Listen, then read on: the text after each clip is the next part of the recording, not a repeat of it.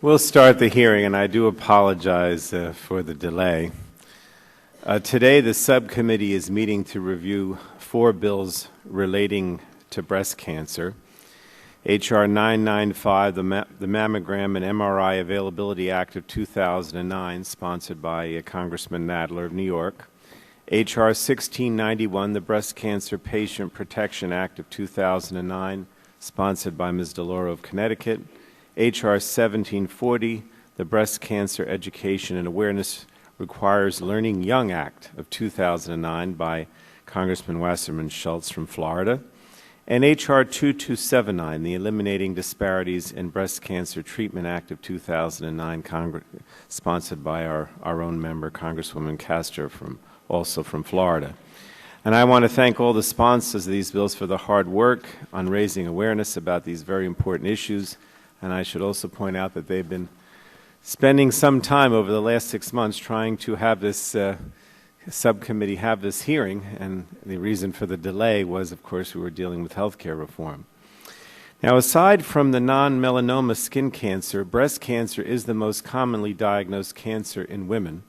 The NIH estimates that over 190,000 new cases of breast cancer will be diagnosed in women in 2009. And though we have seen breast cancer death rates decline since '90, still approximately 40,000 women will succumb to the disease this year. And that's why the work of advocacy groups and the key sponsors of the bills today is so crucially important. We've made great strides in detecting and treating breast cancer, but there's still much more to be done and much more to learn. While all of these bills address concerns related to breast cancer, they all focus on different aspects of the disease, from screening and early detection to treatment and quality improvement. And they all raise very important issues with respect to how breast cancer patients, or any other patients for that matter, are being treated in the medical environment we live in today. Not every American has access to good preventive services. Not every American has the good fortune to have an insurance plan that covers the medical care they need. And that's why we're working hard trying to pass health reform legislation that will improve access to quality and affordable health care for every American. If enacted, health care reform legislation will dramatically improve our efforts in the battle against breast cancer. Particularly important are the insurance reforms. In drafting America's Affordable Health Choices Act, we took the same tack as Ms. DeLauro did in taking decision-making authority out of the hands of health insurers and putting it back in the hands of patients and their doctors where it belongs. In addition, the subsidies offered in the exchange and expansion of the Medicaid program under health care reform will cover childless adults and mean that many low and middle-income women who might not have access to health insurance today will be covered in the future for the first time. And that means they will be able to access a doctor and receive treatment when they need it. A key component to winning the battle against breast cancer is effective and appropriate screening, which both Ms. Wasserman Schultz and Mr. Nadler's bills seek to address. Early detection of breast cancer has long been acknowledged as an effective way to improve outcomes. In fact, studies have shown that the 5-year survival rate in women who have received timely treatment due to early detection is at 98%. And that's why the U.S. Preventive Services Task Force has recommended that all women over the age of 40 have a mammography screening every 1 or 2 years. Now, I agree with my colleagues that early detection and prevention is key to survival. And that's why in health reform we bolster the very important work that the U.S. Preventive Services Task Force does by providing increased funding so that they can analyze more studies and make more prevention recommendations. The evidence-based recommendations that receive the highest ratings from the task force, such as mammography screenings, will be covered by all insurance carriers participating in the health insurance exchange and by Medicaid. And while Medicare already covers these services under health reform, beneficiaries would no longer face cost-sharing requirements to receive them. In addition, in health reform, we must also improve the quality of care that is provided in this country, as Ms. Castor is seeking to do with her bill. Tens of thousands of Americans die due to preventable medical errors every year. Billions of dollars are wasted on low-quality care. We as a nation must do better. Improving quality is a concept we picked up in health reform as well. We require the Secretary to establish national priorities for quality improvement, and we also create a Center for Quality Improvement. The Center will develop and encourage the use of best practices for quality assurance and will provide implementation grants to those who are already doing innovative work to improve the quality of care. Using breast cancer as an example, we can and must do better to ensure that all Americans receive the highest quality care and that we collect data that will help us continuously improve as more information becomes known about the medical system and specific diseases. Now, I want to thank all of our witnesses. I know we're going to start after our opening statements with the members panel. I guess it's, I would say it's, I guess, clear from my opening statement that in many cases, some of the things in these bills hopefully will be addressed in the larger health care reform bill, but I don't mean to suggest that that takes away from the need for us to have this hearing today or to move forward with these bills. It may very well be that some things are included and some are not. And so this is a legislative hearing, and the intention would be to move these bills, but we also have to see what's included in the health care reform as well. So thank you, and with that I would yield to our ranking member, Mr. Deal. Thank you, Chairman Pallone. Thank you for holding the hearing, and thanks to our colleagues for appearing before us today and for the other distinguished witnesses whose testimony we will certainly look forward to hearing. All of us, I think, understand the importance, as does somebody else understand the importance of the topics that's before us today. Many of us have co-sponsored many of the legislative agenda items that are before the committee. I, for one, have co-sponsored H.R. 1740 because I think it's important for early diagnosis and treatment of breast cancer, as well as the continued effort to educate young women about this particular disease. Now, we have dealt with a variety of issues over the years, and most recently highlighted by testimony from Ranking Member Barton about a constituent who, in the midst of dealing with breast cancer, had her policy canceled. The House has dealt with that when we passed H.R. 758 by an overwhelming vote of 421 to 2. So we have begun the process, I think, of dealing with many of the issues surrounding the treatment and diagnosis of breast cancer. But as we continue to deal with how we can best combat this disease, I believe that as stewards of the taxpayers' dollars, that we must make sure that these dollars are being used in the most appropriate way, particularly those that are within NIH and CDC. We must assure that these limited resources are appropriately expended to fight all diseases, including breast cancer. And I have particular concerns about some of the expenditures in both NIH and CDC that would appear to be far beyond the normal pale of what people regard as important research for those two agencies to be supervising. So I look forward to the testimony, and I welcome our colleagues on the first panel. I yield back. Thank you, Mr. Deal. Let me mention, everybody, that's just a recess. We're not voting, just so you know. I recognize the gentlewoman from Colorado, Ms. DeGette. Thank you very much, Mr. Chairman. And out of respect for our intrepid and courageous witnesses in our first panel, I will waive my opening statement and submit my very excellent statement that everyone will be able to read in the record. Thank you. Thank you. Next is gentleman from Missouri, Mr. Blunt. Thank you, Mr. Chairman. I do have a statement. I'll submit it for the record as well. I'm pleased we're having this hearing. I'm pleased to be a co-sponsor of H.R. 1740, the Early Act, with my good friend, Ms. Wasserman Schultz, and look forward to the hearing. Thank you. Gentlewoman from California, Ms. Harmon. Thank you, Mr. Chairman. I'll be brief, but I want to salute our colleagues, but especially our colleague, Debbie Wasserman Schultz, for her courage, her passion, and her example. Many of us wore pink today in solidarity with her. We're strong supporters of her bill. Hopefully we will find a way, now that it is in an acceptable form to committee staff, to include it in the health care bill with the robust public option that we are going to pass on the House floor one of these days. Just briefly, I have a brother who's an oncologist. I couldn't have been prouder when he was given the Healer of the Year award by Marin County, California, for his work on breast cancer. Breast cancer attacks oldies, grandmas like me, but it also attacks beautiful young women like Debbie Wasserman Schultz, and hopefully not my daughters, who are a bit younger than she is, and hopefully not my granddaughter, who's a lot younger than she is. So this is something we all have experience with. All of us know people who have breast cancer. hopefully they all will be survivors, and most of us are very responsive to the Susan G. Komen and other efforts to raise awareness. I just want to say that these bills are all good. I am rousingly enthusiastic about Debbie Wasserman Schultz's bill, and in that context, I would like to ask unanimous consent to insert in the record a statement by the United Jewish Communities in support of that bill. Without objection, so ordered. I guess I didn't get the memo to wear the pink. I see Jerry did. But I was given a pink bat in lieu of the gavel today, so maybe we'll use that. Well, Jerry Nadler represents two of my kids on the west side of New York, one of whom is female. So it's a good thing that he has high awareness of this. I just want to add a couple of facts. One, advances in cancer research and treatments have greatly improved survival rates. In the 1960s, a woman diagnosed with breast cancer had only a 63% chance of living longer than 5 years. Now it's 89%. Hispanic and African American women have a lower survival rate than the rest of the population, so clearly we have a lot of work to do on reducing racial disparities. And finally, next Friday, October 16, is National Mammography Day.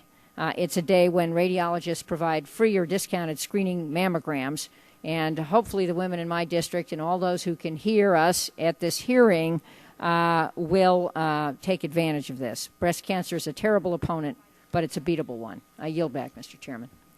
Thank you. Next is a gentleman from Georgia, Mr. Gingrich.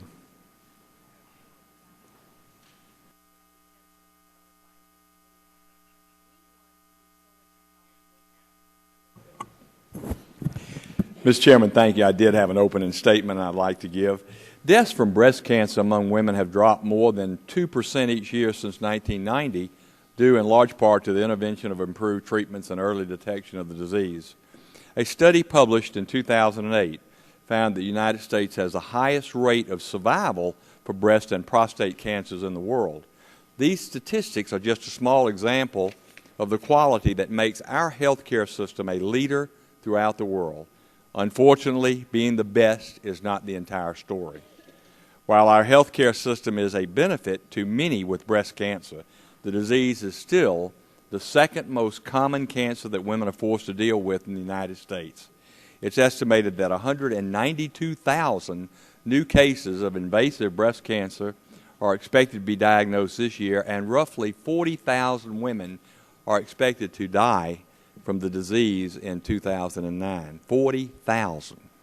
These are sobering statistics that beg our thoughtful consideration.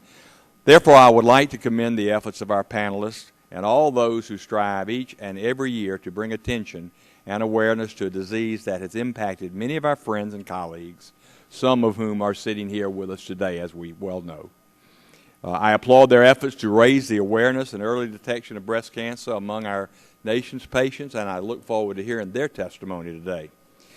However, we must also take a step back and look at the legislation before us in the context of the overall reform plan reported from this committee at the end of July. From what I surmise, two of the bills before us today address federal requirements on insurance plans that would, in essence, I think, become moot because of H.R. 3200. If H.R. 3200 were to become law, this Congress would not be deciding what benefits insurance companies must contain or what measures should be used to ensure non-citizens cannot use taxpayer dollars to purchase health insurance. Those would be the purview of a political appointee with little regard for the will of the people.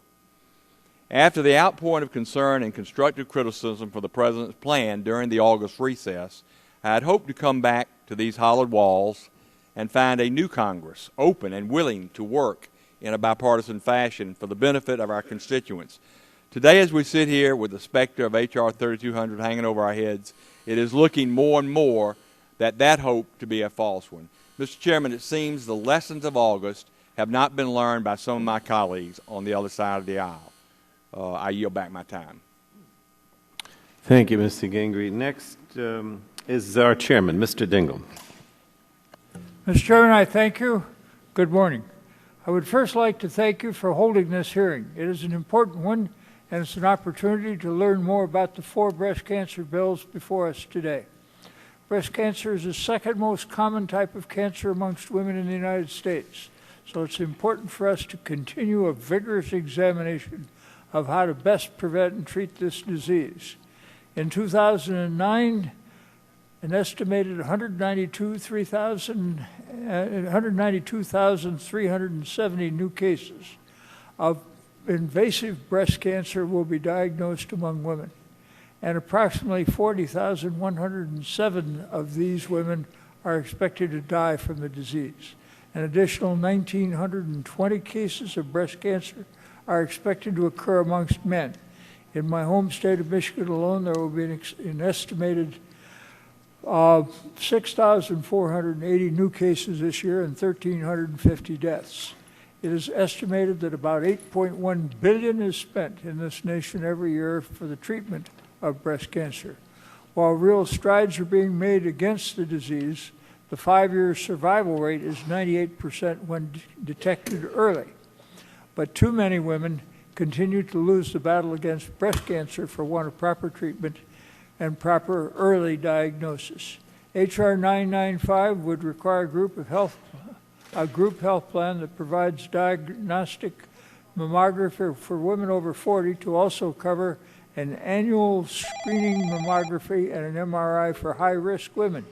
The National Cancer Institute has recommended that women 40 and over should have a mammogram once every 1 or 2 years. Doctors and patients should make the decision whether to have a mammogram based on risk factors, not the cost. Another bill under consideration is H.R. 1691, the Breast Cancer Patient Protection Act, of which I am a sponsor.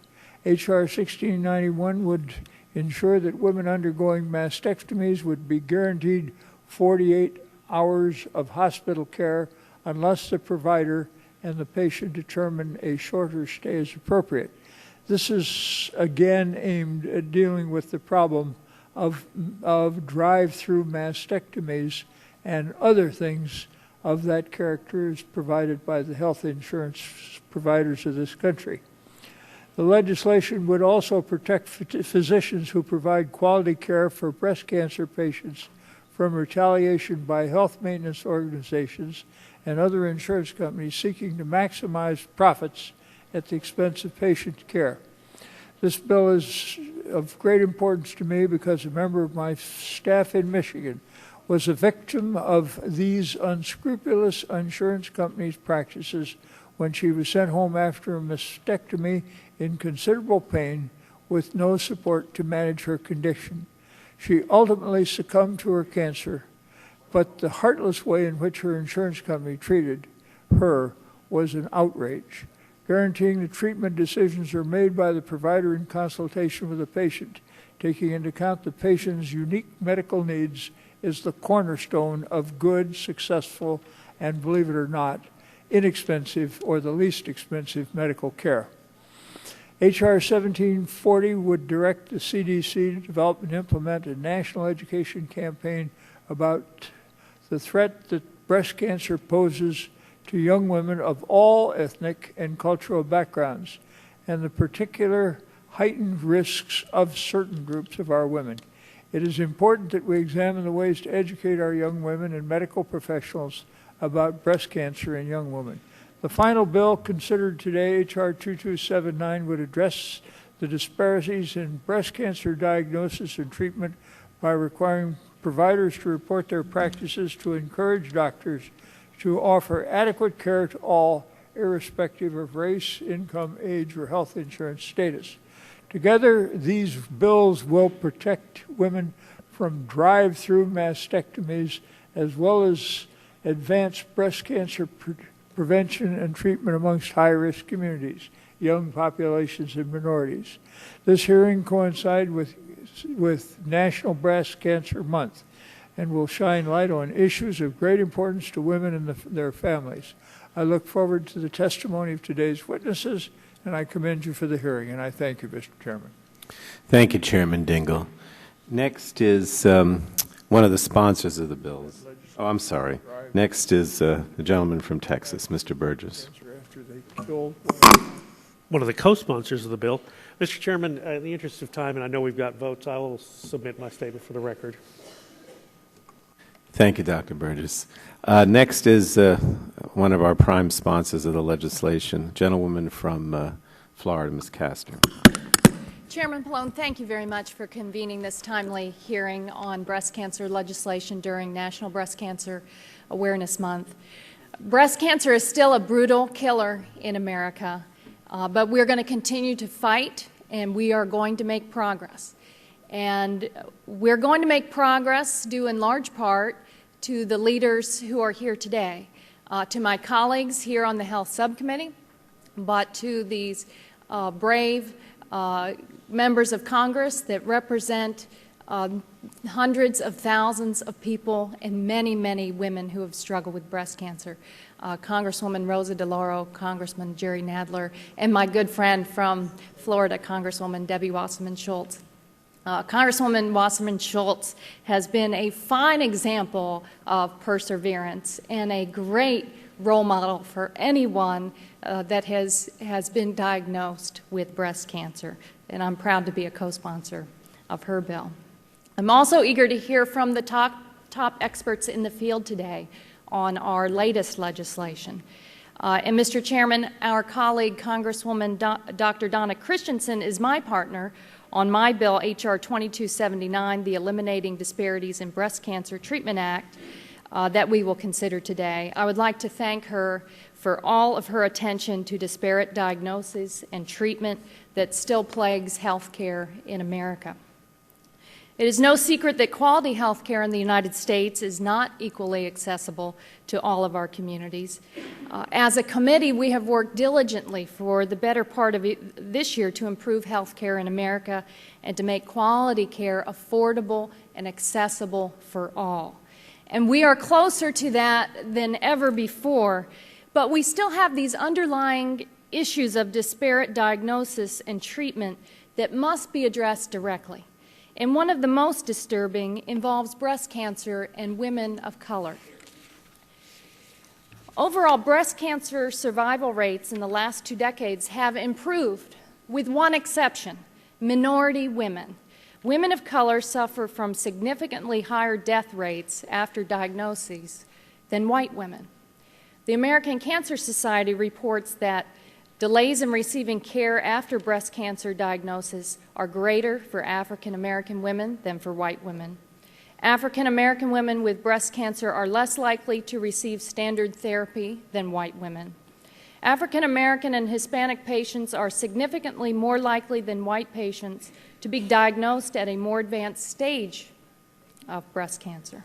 And regardless of insurance status, African American women are almost 2 times more likely to be diagnosed with an advanced stage of breast cancer than white women, and Hispanic women are about 1.5 times more likely to be diagnosed with an advanced stage of breast cancer than white women. African American women are 10% more likely not to receive tests to determine if breast cancer has spread to axillary underarm lymph nodes. This screening is essential to preventing the spread of cancer to other parts of the body. Health insurance status, race, income, and educational background are directly linked to irregularity in administering this vital screening. Substantial disparities remain regarding cancer diagnosis and treatment. So in order to eliminate this unacceptable variance in treatment and quality care, it is necessary that we create real incentives and requirements for medical professionals to provide the best care. All patients should receive the most modern and high-standard treatment for their conditions. So our bill seeks to put an end to the inequities in treatment for breast cancer and will help ensure that every patient has access to the most appropriate care. The legislation will implement breast cancer treatment performance measures requiring the Secretary of HHS to work with the National Quality Forum to develop standard best practices for breast cancer treatment. These measures will address patient outcomes, the process for delivering medical care related to breast cancer treatment, patient counseling and engagement and decision-making, overall patient experience, physician care coordination, and then the Secretary will develop a 6-year breast cancer treatment quality performance initiative. In years 1 through 3, physicians will be encouraged to follow the new recommendations and report their practices on a voluntary basis. In years 3 through 6, the reporting will be required, and the Secretary will evaluate the care that is furnished to patients. Low-quality treatment from providers will result in reduced Medicare payments for those physicians. Improvements in treatment will be recognized and payments will be scaled based on the care provided. The Secretary will be required to report to Congress so we can keep track of the progress. Mr. Chairman, this legislation will help eliminate disparities in the treatment of breast cancer. We must continue to use all of our expertise and modern tools to fight this brutal killer, improve diagnoses, and improve treatment. It will save lives, it will save money, and it will save heartache. Thank you very much. I look forward to hearing from the panels. Thank you. Gentleman from Illinois, Mr. Shimkus. Thank you, Mr. Chairman. I want to welcome my colleagues here. They are all sincere and respected public policy experts, and I appreciate their attendance, and I yield back my time. Thank you. Gentlewoman from Illinois, Ms. Schakowsky. Thank you, Mr. Chairman. I'll put my full statement in the record, but I do want to thank all of my colleagues, Debbie Wasserman Schultz and Rosa DeLauro and Jerry Nadler and Kathy Castor, for the wonderful bills that I'm proud to be a co-sponsor of. I just do want to tell you that Chicago has one of the largest disparities in death rates as a result of breast cancer. A report released in 2007 showed that breast cancer kills minority women at a rate of 68% higher than white women, mostly because of inequities in access to quality and affordable care. And I want to give a shout out to an organization. We're actually going to have a briefing with them next week. Pinna Sister is a Chicago-based organization started by Access Community Health Network, Community Health Center. Every Mother's Day, the organization coordinates an event in Black and Latino churches. The women in the congregation are invited to place a pin on a sister to empower her to learn more about breast cancer and to show she's not alone in her experience with breast cancer. But they need help. These bills that you have sponsored and that I feel certain that will pass really going to help them and all women, those facing breast cancer and potentially those who may face it in the future. Thank you very much. I yield back. Thank you. Gentlewoman from Tennessee, Ms. Blackburn. Thank you, Mr. Chairman, and I thank our colleagues for the good work that they have done and the attention that they have brought to this issue, and we're delighted that you are here. I will place my full statement in the record. I do want to highlight some of our volunteers in Tennessee that have done exceptional work on the issue of breast cancer. Our Tennessee Breast Cancer Coalition really has taken the lead in Tennessee. We do know that the work we did last year on the Breast Cancer Environmental Research Center Act was very important. This is something, the environmental pressures that come to bear on Tennessee women is something that has gained a lot of attention in our state and has caused a lot of concern. And we have several facilities that are doing a great deal of wonderful research. The UT Cancer Institute, the Vanderbilt Ingram Cancer Center, and the Minnie Pearl Sarah Cannon Cancer Center. And so I highlight the good work that is being done there. In Tennessee, we have 3,970 new cases of breast cancer that will be diagnosed this year. And 910 women will probably end up losing their life to this disease.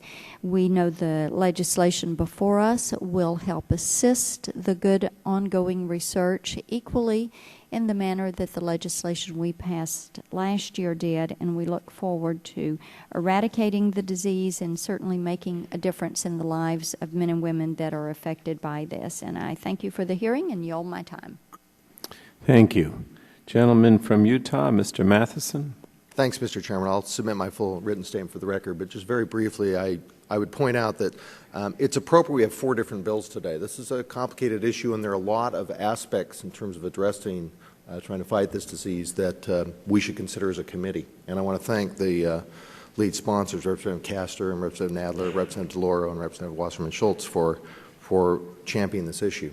Congresswoman DeLauro has been such a great advocate, and I was the original co-sponsor. I remember we passed this in the House last time, and hopefully we get it across the finish line this time. A lot of people point out different populations that are affected differently, and I would just highlight one interesting demographic in my home state, where in Utah the incidence of breast cancer is actually much lower than the national average, and yet the mortality rate is about the same. And that's because we have a problem where it's usually diagnosed at later stages. That's why Congressman Wasserman Schultz's bill is something of particular interest to me that will help in my state. And it just points out that you hear these opening statements from people around the country with different constituencies and whatnot, and there's so many ways we need to try to attack this issue. I commend the committee for holding this hearing and bringing all these folks together. I look forward to advocating for all these bills. Mr. Chairman, I want to once again thank my colleagues for being here, and I'll yield back my time. Thank you. The gentlewoman from the Virgin Islands, Ms. Christensen. Thank you, Mr. Chairman, and thank you and Ranking Member for holding this hearing on such an important issue and making, we hope, this Breast Cancer Awareness Month a decisive one in the fight against breast cancer. I'd like to welcome my colleagues as well. With these bills, we'd not only expand access to mammography and other often life-saving breast cancer screening technologies, but would protect and ensure the health care coverage for breast cancer patients, educate women earlier about breast cancer, and eliminate the breast cancer disparities that have a disastrous impact on far too many women of color.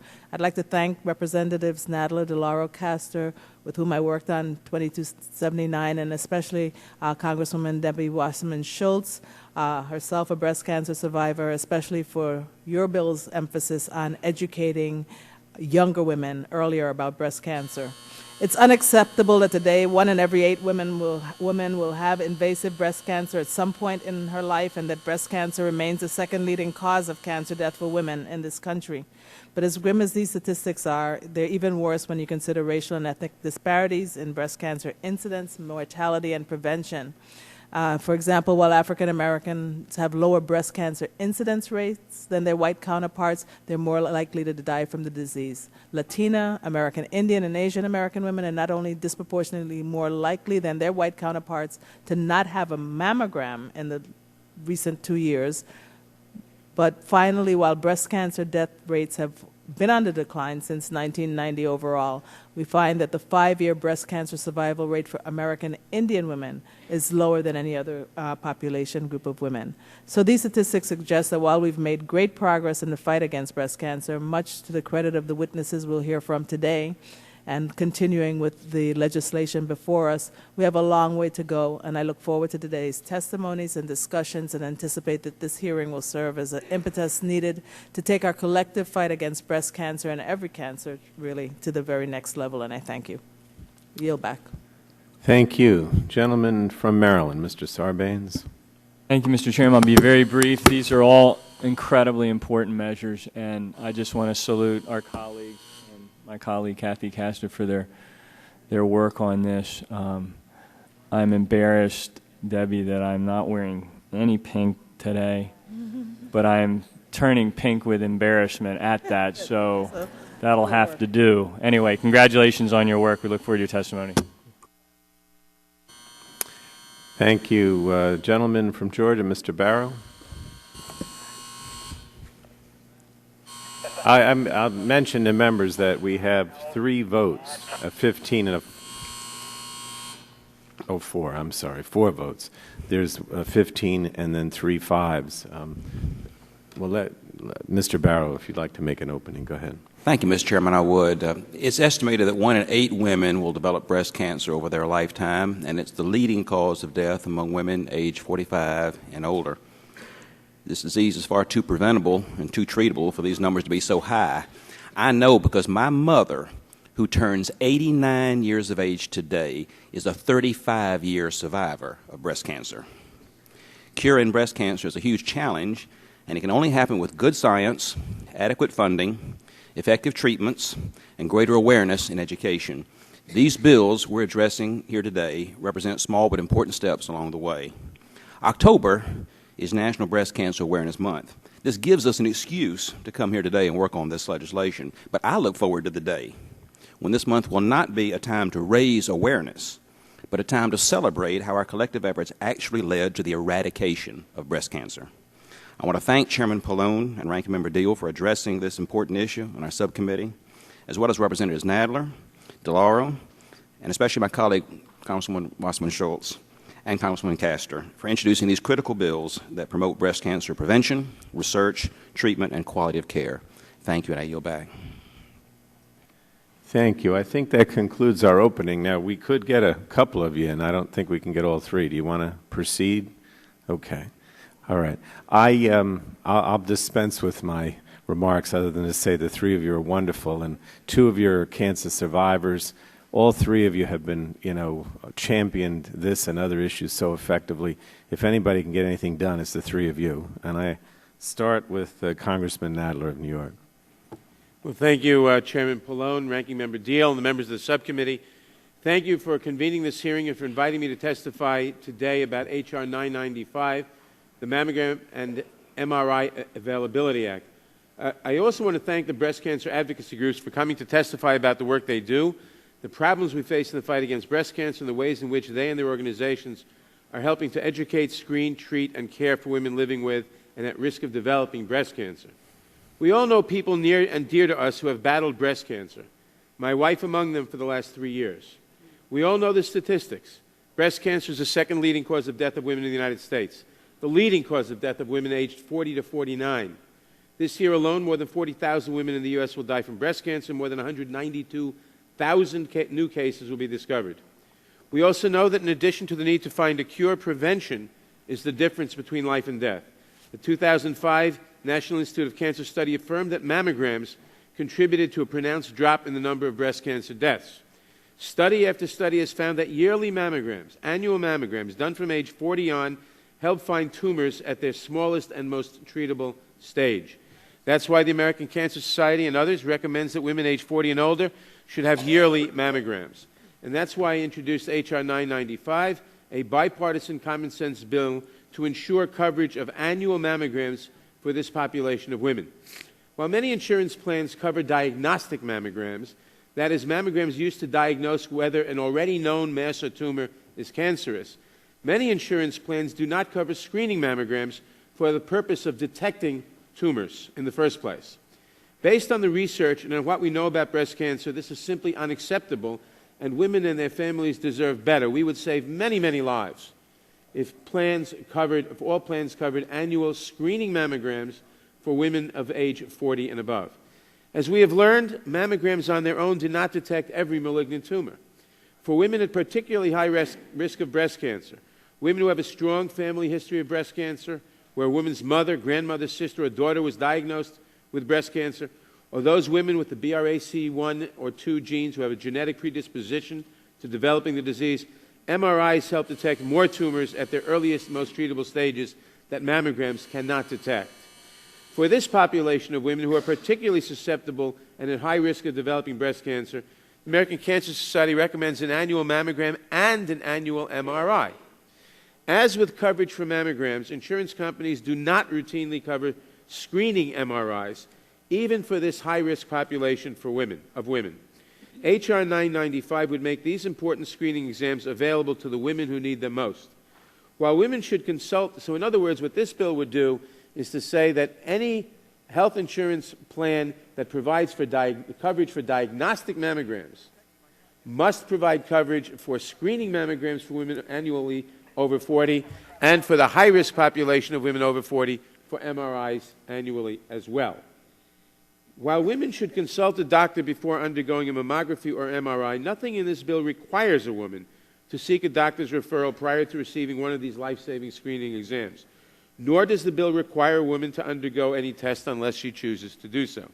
As the subcommittee well knows, Congress is on course to pass a historic health care reform bill this year.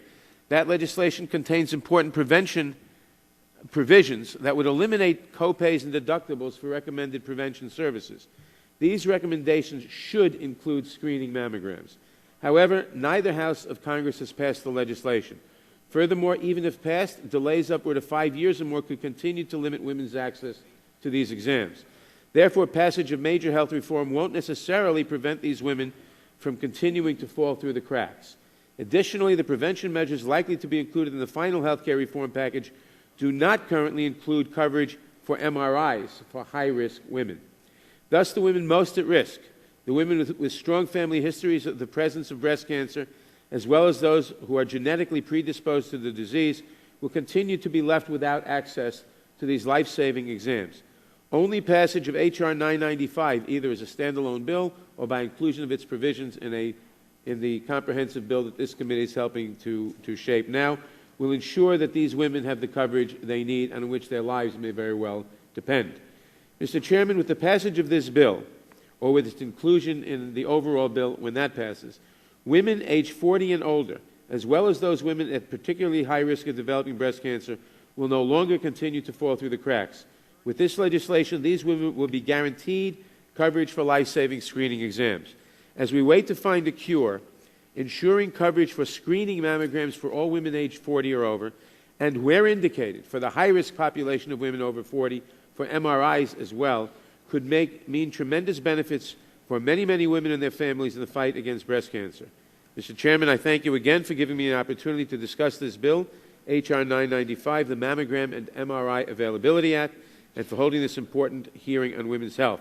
I look forward to working with you, as well as my colleagues on the subcommittee, to pass this legislation in one or the other form. Thank you very much. Thank you. Congresswoman DeLauro. Thank you very much, Mr. Chairman, and thank you, Ranking Member Deal, for hosting this effort today. I also want to say thank you to this subcommittee and to the full committee on a bipartisan basis that have supported the Breast Cancer Patient Protection Act, and I appreciate that, as the women around the country do. Also, my colleagues, Jerry Nadler, Debbie Wasserman Schultz, all of whom have Kathy Castor, Donna Christensen, are trying to come to grips with what is a singularly a big health issue for women around the country. And I would just say to Debbie that her courage and her tenacity in this effort is well known, and she clearly is a voice for young women. To all of the advocates who are here today, thank you. We can't do this without you. It's an honor to work with you, and your efforts, again, also keep us strong and determined to make sure we pass good legislation. It was 13 years ago that Dr. Kristen Zarfos, who was a Connecticut breast surgeon, she told me that HMOs were forcing her to discharge her patients before they were ready, just sometimes hours after a mastectomy. She testified before the subcommittee last year. Insurers suddenly refused to pay for a reasonable hospital stay, regardless of any underlying or complex medical problems that patients might have, diabetes, heart disease. This is still happening. Patients continue to be discharged with no consideration for adverse reactions to anesthesia, postoperative pain, even when they're awake enough to understand their discharge instructions. At the subcommittee hearing last year that was convened, we had a breast cancer patient, Alva Williams. She testified she had a mastectomy on March 6, 2006, was sent home several hours after surgery. The insurance company would not cover an overnight stay. The family didn't receive proper training on how to care for her. She developed an infection in the incisions, and recovering from that infection caused Ms. Williams' chemotherapy treatments to be delayed 6 weeks. Arizona, a woman's story on Lifetime TV website. I had a double bilateral mastectomy in June of this year. I was discharged within 2 hours after surgery. I had severe complications that later resulted in being readmitted to the hospital within the first week post-surgery. The stories go on, and my testimony has been submitted. You've got a woman in Kansas City whose husband was a physician, and she found that it was difficult even with a caregiver who was a physician. So this is happening across the nation, which is why, in my view, we need to pass the Breast Cancer Patient Protection Act. It says that simply, very simply, adequate recovery time in the hospital should not be negotiable. The last thing that any woman should be doing at this time is fighting with her insurance company. The bill does not mandate, it does not mandate a 48-hour hospital stay. If a patient chooses to go home sooner, fine, nor does it set 48 hours as a maximum amount of time a woman can stay in the hospital. It says that any decision in favor of shorter, longer hospital stay would be made by a patient and her doctor and not by an insurance company. So I've been in the hospital many months, and let me just tell you, it's not for everyone. It's not where you want to spend your time. But it's important to know that successful outpatient mastectomy programs have been extremely careful to empower their patients through education, monitoring outcomes, and working intensely to minimize complications. Last year, 421 members of Congress voted to enact this legislation. Bipartisan support. We introduced it this year. My colleague, your colleague, Joe Barton, Mr. Dingell has spoken out on it. Lifetime Television has a petition calling for the Breast Cancer Patient Protection Act's passage. Nearly 24 million people have signed on to this petition.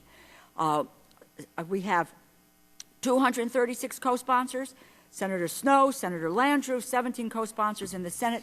We're ready to do this. We need to move forward. We have a number of supportive advocacy groups out there. I will just conclude by saying to you that let's do this. Let us do this for the women of this nation. What happened on the Senate side to us last year was the insurance companies. We passed it. 421 votes. That tells you something about the need. It tells you something about the support. Let's do it again in the House, and let's make sure that our Senate colleagues do the same thing. Thank you so much for letting me speak to you today. Thank you, and thank you for your passion, really. We only have about a minute left. I was going to suggest we come back, if that's okay. All right. We will reconvene after these votes with Congresswoman Wasserman Schultz. Committee is in recess.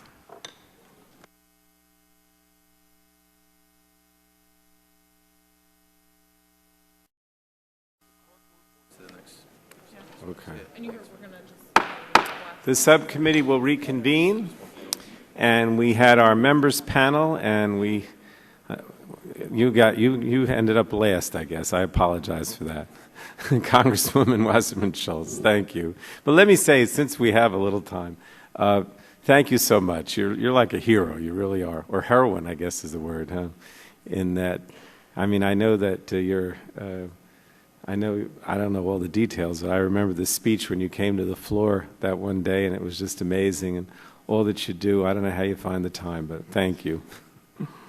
Thank you so much, Mr. Chairman. I'm happy to bat cleanup today for the member panel and Chairman Pallone and Ranking Member Deal when he comes back, and the distinguished members of the subcommittee that are here with us. It really is an honor to be here to testify in front of the Health Subcommittee of Energy and Commerce. And Mr. Chairman, thank you very much for holding this hearing during Breast Cancer Awareness Month. I think that's a particularly important symbol. It's fitting that we review what is needed in the fight against breast cancer during this special month when, although we pay special attention to breast cancer awareness during the month of October, it's important that we focus on that awareness and help women pay attention to their breast health throughout the year. And before I go further, I really want to give my deepest gratitude and thanks to the effort of three of my colleagues, Sue Myrick, Rosa DeLauro, and Donna Christensen, who embraced this legislation months ago before I publicly shared my own battle with breast cancer. And it was an honor to testify by the side of my friend and colleague, Rosa DeLauro. And Sue, you are just superhuman. I think there was one day when you got 45 co-sponsors for this bill in one small series of votes. It's hard for me to express how much I appreciate your support for me, and the fact that I was able to share my story and talk to you about our mutual experience before I shared it with everyone else. Thank you very, very much. You've been there for me every step of the way. Breast cancer strikes women from all backgrounds, all races, all ages, and all ethnicities. It strikes black and white, rich and poor, those with access to quality health care and those without. But many women, too many women, do not know their specific risk factors or their family history. And this is especially true with young women who see breast cancer as an older women's disease. Many young women think breast cancer will never happen before they turn 40, but we know that young women can and do get breast cancer. In fact, each year, nearly 24,000 women under 45 are diagnosed with breast cancer in the United States.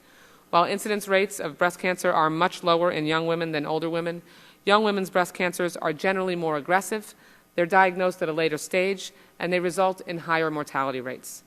After talking with many healthcare professionals, advocates in the breast cancer community, and the Centers for Disease Control and Prevention, it became clear that there was an urgent need to help build awareness among this often overlooked group. These conversations led to H.R. 1740, the Breast Health Education and Awareness Requires Learning Young Act, or the EARLY Act. This bill will empower young women to learn the facts, know their bodies, speak up for their health, and embrace support. The truth is we all need to be better informed about our own health. We must empower each other to know and reduce our risks. And recently, I learned I had more personal risk than I was aware of. Almost 2 years ago, as most of you know now, only 6 weeks after a clean mammogram, I found a lump in my breast while doing a routine self-exam.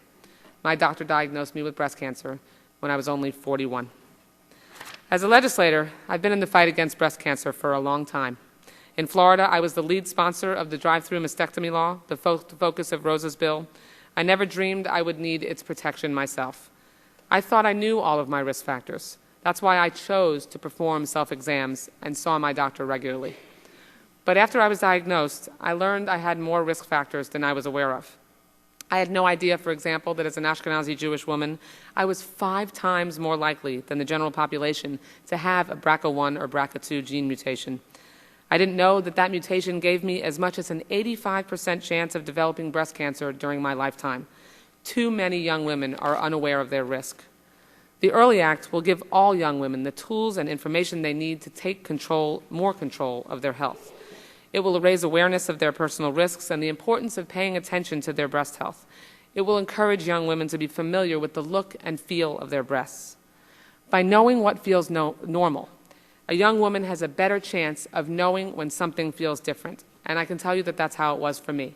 Because I did self-exam on a fairly regular basis, I was familiar enough with what my breasts normally felt like so that when I felt that lump, I knew it didn't belong there. The EARLY Act will teach young women and medical professionals about the importance of family history, warning signs of breast cancer, and predictive tools such as genetic testing that can help some high-risk women make informed decisions about their health. It will also provide grants to organizations dedicated to supporting young women diagnosed with breast cancer.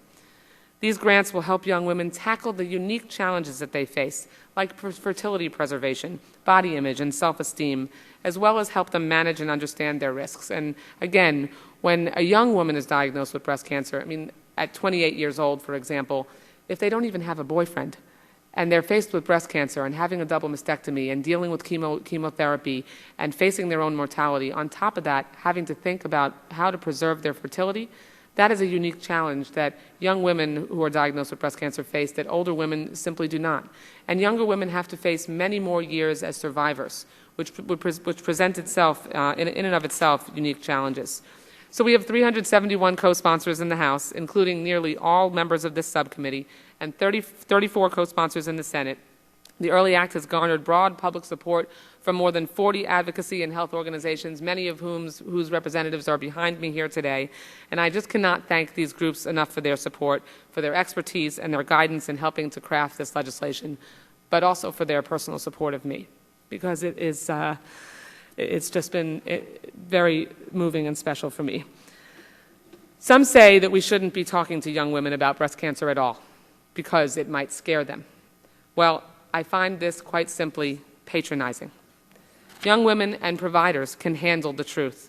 They can and should be empowered with the knowledge that while only 15% of breast cancer cases are in women under 45, 8 of these women die every day here in America.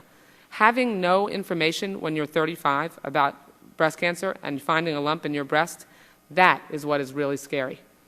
Over the past year, I've met with oncologists and other healthcare professionals that work with breast cancer patients, whether at MD Anderson Cancer Center in Houston, the Dana-Farber Cancer Institute at Harvard, or the Cancer Center at Memorial Regional Hospital in my district in Florida. The message is clear. Too often, a diagnosis of breast cancer is delayed or missed in young women. A Harvard study of young women with breast cancer found 26% delayed seeking medical attention and 27% experienced a delay in diagnosis after seeking medical attention. This means that more than half of young women are not receiving the timely treatment that they need. We must do better. By encouraging young women to know their bodies and their family history And by teaching young women how to effectively talk with their doctors and their doctors with them, we can transform how we approach the fight against breast cancer. Every young woman that I know has the goal of becoming an old woman. With the passage of the Early Act, we can help more young women in America reach that goal and give them powerful tools to take control of their own health for a lifetime. Thank you very much. Thank you so much. Really, you know, even now you give me a lot more insight into what needs to be done and what we need to do. And I just want to stress again, I know that there's been some discussion today about, you know, what's in the health care reform bill and how some of these bills relate, and some parts of them actually are included. But as I said earlier, this is a legislative hearing, and so we do intend to move the bills. And we'll look and see what's in, you know, the health reform and what isn't, and, you know, take that all into account. So Mr. thank Chairman, you so I've been a much. legislator for a long time. Any which way this bill becomes law is fine with me. All right. Thanks Thank you again. very much. And thank you to the committee staff, because they've been an incredible source of support and guidance as we've moved through the process, too. Thank you. Okay, take care. Now, what we're going to do with our second and third panel is that the panelists have agreed, actually on their own initiative, to put the two panels together. So we're just going to have one panel. You know, this way we can save time and have a series of questions that way. So I would ask the second and third panels members to come forward, if you would.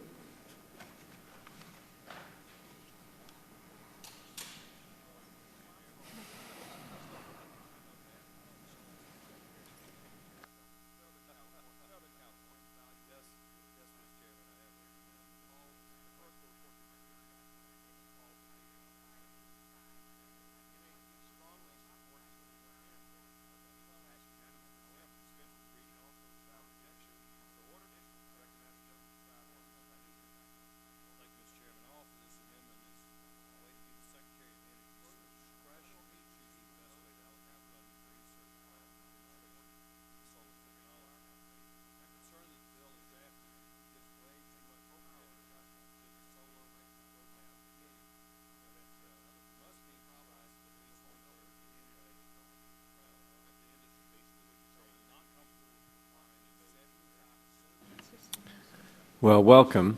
Let me say that, you know, the normal practice is that administration witnesses have a separate panel, which is why Dr. Taplin from NIH would normally have had the second panel. So I want to thank you for suggesting that you be with the other panel, but I don't want anyone to think that that prejudices what we do in the future. We understand that the administration is, you know, normally not part of another panel. So let me introduce everyone. Starting on my left is Dr. Stephen Taplin, who is Chief of the Applied Cancer Screening Research Branch, Division of Cancer Control and Population Science for the National Cancer Institute, which is part of the National Institutes of Health. Then we have Dr. Otis Webb Brawley, who is Chief Medical Officer for the American Cancer Society. Ms. Jenny Luray, who is President of the Susan G. Komen for the Cure Advocacy Alliance. Deborah L. Ness, who is President of the National Partnership for Women and Families. Dr. George W. Sledge, Jr., who is Balvey Professor of Oncology at Indiana University Medical Center and the Cancer Pavilion. Ms. Fran Visco, who is President of the National Breast Cancer Coalition. And finally, Dr. Marissa C. Weiss, who is President and founder of breastcancer.org. So thank you all for being here. And I think, you know, we have 5-minute opening statements that become part of the record. I'd like you to try to keep your comments to the 5 minutes if you could. And you may get questions from the panel that you'd have to get back to later in writing too, but we'd like you to try to answer the questions today. So we'll start with Dr. Taplin from NIH. Thank you. Thank you, Mr. Chairman and committee members. Thank you for the opportunity to speak today. I've also provided a written document that elaborates on my testimony with greater detail. As you've heard, I'm Dr. Stephen Taplin, the Chief of the Applied Cancer Research Branch at the National Cancer Institute. Before coming to NCI, I spent 20 years as a practicing family physician while also managing an organized breast cancer screening program and conducting screening research at Group Health Cooperative, an integrated health plan in Seattle, Washington. There's more than 50 years of research in breast cancer screening and treatment that is now having a positive impact on the lives of women. Research shows that the breast cancer incidence increases markedly as women age. Each year, among 100,000 women, 1.4 cancers are diagnosed in the age group 20 to 24. But as you can see here in Figure 1, the rate rises to a peak of 454 in women ages 75 to 79. The benefit of research for these women is that breast cancer death has fallen across all age groups since 1975. Since 1990, the rate of decline has accelerated, and the annual percent reduction in mortality has been a fairly consistent 2 to 3% per year over the last 10 years. However, let me be clear that I understand it is not the research that changed their lives. It is the choices women are making and the changes in therapy that physicians are implementing that has had the impact. The key is those changes are guided by evidence from research.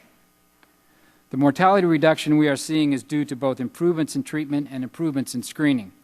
An elegant set of modeling studies demonstrated approximately half the reduction in mortality among women ages greater than 40 is due to screening. That, in fact, screening has become a large part of health in the United States, since evidence from randomized trials showed that mortality reductions were possible. However, the integration of screening into care has not been simple because the evidence was sometimes ambiguous. The results from breast cancer screening trials show less benefit for women ages 40 to 49. Furthermore, the benefit appears much later in the lives of these women. Ultimately, however, the results of randomized trials led to national recommendations and increases in breast cancer screening among average-risk women in the United States, beginning at age 40.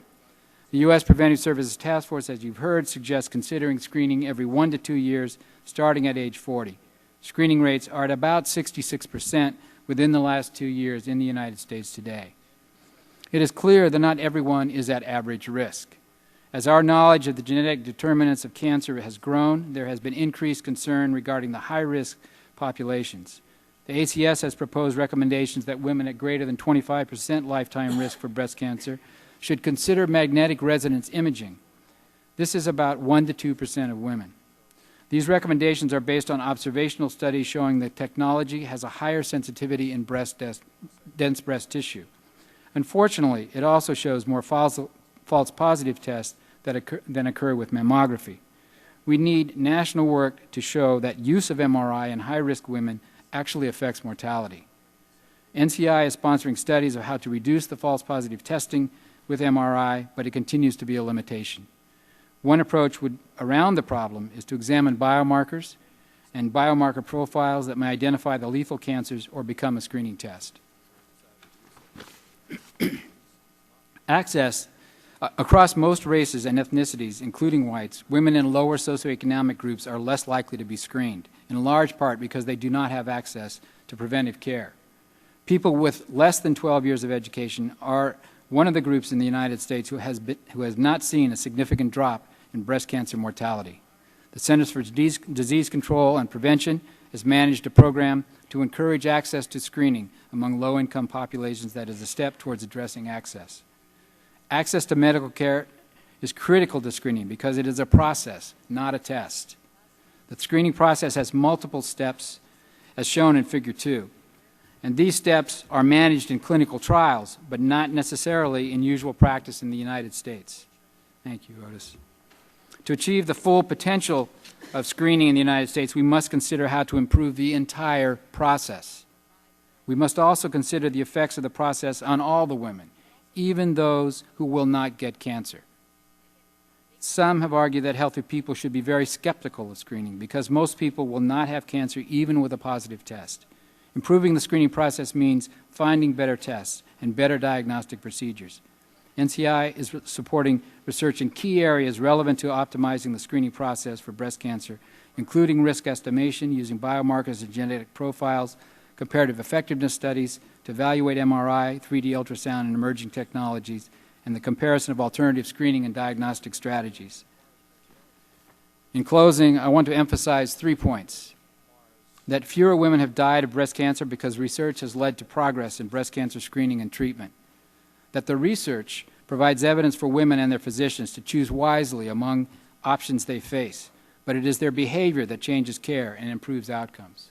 And 3, that we have much more research to do to understand the screening process, how to affect behavior, to identify biomarkers of risk, cancer progression, and treatment response, and to use all of this information to begin to personalize screening. Thank you for the opportunity to testify. Thank you, Dr. Taplin. Dr. Broly, I see your name tag says Brawler, but it's Broly, right? It's Broly. It's correct on this. Okay, thank you. Thank you, Mr. Chairman, and good afternoon, distinguished members of the committee. I'm Dr. Otis Brawley, the Chief Medical Officer of the American Cancer Society. I am a medical oncologist by training and a practicing physician, and I'm Professor of Hematology, Medical Oncology, Medicine, and Epidemiology at Emory University. On behalf of the 11 million cancer patients and survivors in America today, the American Cancer Society thanks you for your continued leadership in the fight against cancer and commitment to enacting comprehensive health care reform this year. I greatly appreciate the opportunity to testify today on federal initiatives to help fight breast cancer in the United States. Dr. Taplin's comments were quite wise, by the way. Breast cancer is an amazingly devastating disease. It's also a very complicated disease. And too often we do a disservice to women who we want to help by simplifying the concepts of this disease with very simple messages, sometimes simple messages that actually end up doing harm. This year, breast cancer will take the lives of approximately 40,000 women in the U.S. This is particularly disheartening because we know that if every woman had access to accurate information about the disease, good science-driven early detection and quality and timely treatment, more of them would survive this disease. Members of the committee today quoted a lot of American Cancer Society generated statistics. One statistic generated by the same ACS epidemiologist that I would like to quote is the fact that with half-hearted approaches to breast cancer from 1991 to 2005, 55 to 60,000 women lives or deaths were averted. We averted 55 to 60,000 breast cancer deaths by really, in essence, half-heartedly approaching this disease and not getting serious about it. At a time when at least a third, and indeed in the 1990s, perhaps 50% of women who should have been getting screened were not getting screened. And even today, a substantial number of women who were screened and found with an abnormality get less than good treatment for their disease. Unfortunately, you see, not all women have access to adequate health coverage or the public health programs that have been proven to help save lives. The consequences can be devastating in terms of prognosis. My testimony today will highlight 4 priority areas that are essential to improve breast cancer outcomes in the U.S. Priority 1, we must ensure access to quality health care for all Americans. Our current health care system fails to meet the needs of far too many people. Research has made clear that lack of health insurance can be deadly. Studies have documented that uninsured breast cancer patients are more likely to be diagnosed at a later stage of disease and have lower survival rates than women who are privately insured. That's a polite way of saying the uninsured are more likely to die. Continued progress against breast cancer requires that we give all cancer patients an equal opportunity to battle this disease by making sure they have access to quality and timely medical care. Priority 2, we need to ensure that we apply what we know about evidence-based prevention and early detection and make these services available to all Americans. Breast cancer is one of the few cancers that can be detected early through evidence-based screening tests. Absent these screenings, women are at risk of being diagnosed at later stages of the disease when it has spread and become more difficult and more expensive to treat, and chances of survival drop precipitously. Now is the time to transform our current sick care system into one that also focuses on prevention and wellness. This requires making evidence-based prevention and early detection services affordable and accessible to all populations. Ironically, not doing so increases our nation's overall health care costs. Priority 3, clinical decisions must be patient-centered and made through strict, rational, and orthodox interpretation of the most current scientific evidence. This is particularly important in the context of a serious illness like breast cancer or any cancer. As practitioners, we need to strive to consistently do a better job of explaining the evidence and the options for screening, treatment, and care as understandably as possible to help patients make informed decisions together with their healthcare teams. Priority 4.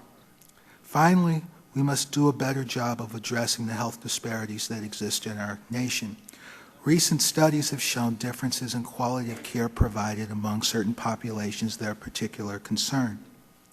For example, Congresswoman Castor actually quoted a study that I published together with colleagues last year that showed that black women were 5 times more likely to experience huge delays in starting breast cancer treatment compared to white women.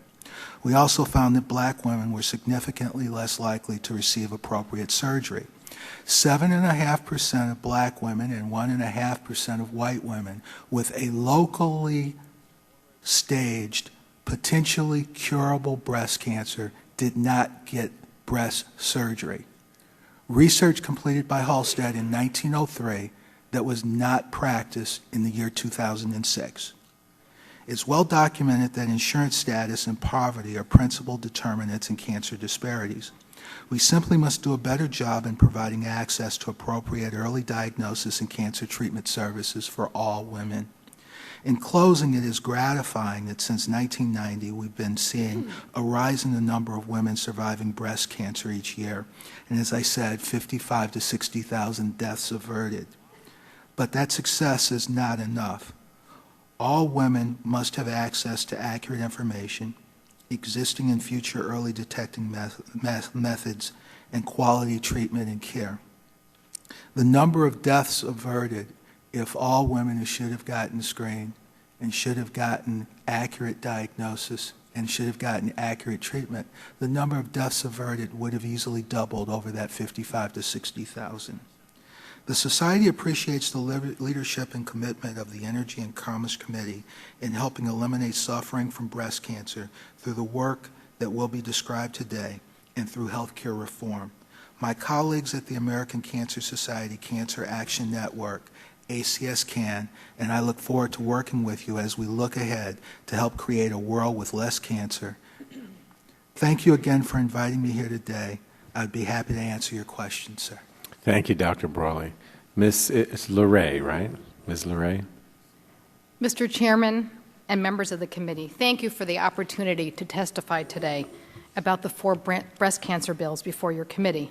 My name is Jennifer LeRae, and I am president of the Susan G. Komen for the Cure Advocacy Alliance and vice president of Government Affairs and Public Policy for Susan G. Komen for the Cure. This year marks the 25th anniversary of National Breast Cancer Awareness Month. It's an opportunity to reflect on what we have accomplished and to work even harder to fight the war on breast cancer. Before the nation celebrated breast cancer awareness, we practiced denial. We didn't talk about breast cancer, didn't understand it, did little to find out how to prevent and treat it. This was the world that Susan Komen lived in when she heard those dreaded words at age 33. You have breast cancer. Her sister, Nancy Brinker, founded Susan G. Komen for the Cure, and a promise made between 2 sisters to end breast cancer forever has become the promise of millions. Thanks to events like the Race for the Cure, we have invested almost $1.5 billion in cutting-edge research and community programs and have pledged another $2 billion over the next decade. The Komen Advocacy Alliance, the sister organization that I am proud to lead, mobilizes a network of 250,000 advocates, men and women, at the state and national level to promote important policy change. Our promise is to leave few scientific opportunities or community needs untouched. Yet, to make the most of these investments, we need to first empower women to be advocates for their own health. Second, to expand access to health care. And third, to improve the quality of care that women receive. And we need the help of Congress to do that. That's why I'm so pleased to be here today because each of these bills before the committee helps us to move closer to these goals. I'll first discuss the Breast Cancer Early Act, H.R. 1740. A Komen motto is that information empowers women to be their own best advocates. Yet too many women don't receive information about breast cancer until their doctor recommends their first mammogram at age 40. And that's just too late for information. Each year, 25,000 women in this country under age 45 are diagnosed with breast cancer, and sadly, almost 3,000 under age 45 will die. That's approximately 10% of all breast cancer diagnoses this year. Certainly not a trivial number. A carefully targeted, evidence-based public health effort will inform young women and, importantly, their providers that, unfortunately, breast cancer does occur in young women. It will help women to establish good lifelong breast health habits, like regular exercise, and to be empowered to seek care when they suspect that something is wrong. It will also prevent fewer young women with breast cancer from being overlooked by the medical system and left undiagnosed until their disease is tragically advanced.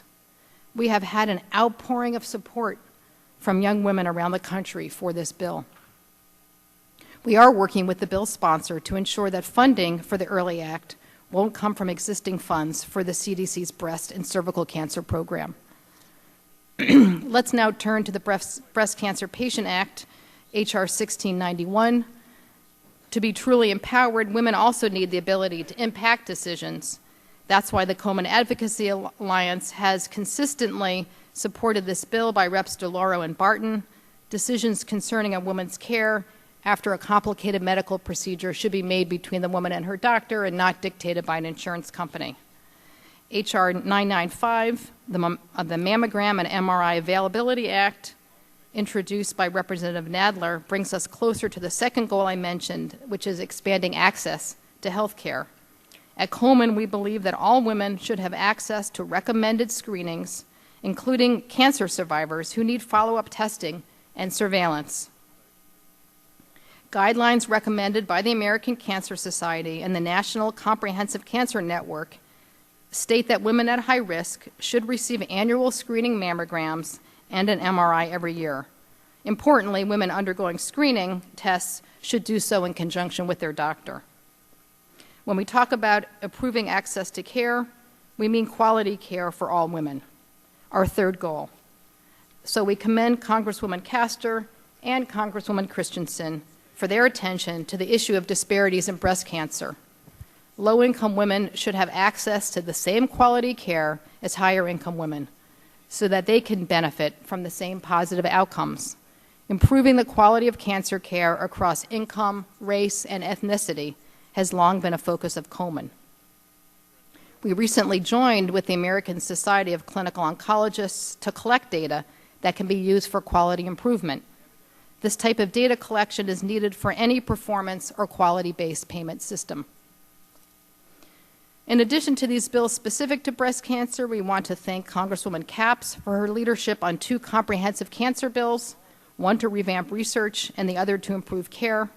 The Komen Advocacy Alliance also strongly supports the insurance reforms in H.R. 3200 that would prevent patients from being denied coverage due to pre-existing conditions, protect patients from high out-of-pocket costs, and dramatically improve access to mammograms. Before Congress reconvened this fall, we asked our advocates to share their personal experiences. Nearly 60,000 women and men from around the country contacted their representatives. Their heart-wrenching stories call out the need for health care reform. Breast cancer patients turned down for insurance, turned destitute after paying for their care, and turned sicker because they couldn't afford screening or treatment. In conclusion, I want to thank you again for the opportunity to testify before your committee. As we mark the 25th anniversary of National Breast Cancer Awareness Month, we take a hard look at what we've accomplished and where we need to be. The stigma surrounding breast cancer in our country is largely gone, a fact that makes us the envy of women the world over. In the U.S., more women are being screened and living longer as a result, and we've made progress on key scientific fronts. Yet, if we are one day to end the suffering and death from breast cancer, we must continue to make investments across the entire cancer spectrum to prevent and better detect and treat the disease. And we must always trust the women to be our partners in this fight. Information empowers women to be their best advocates. We look forward to working with you and our partners in the cancer community as we continue this important race forward. Thank you, Mr. Chairman. Thank you. Ms. Ness.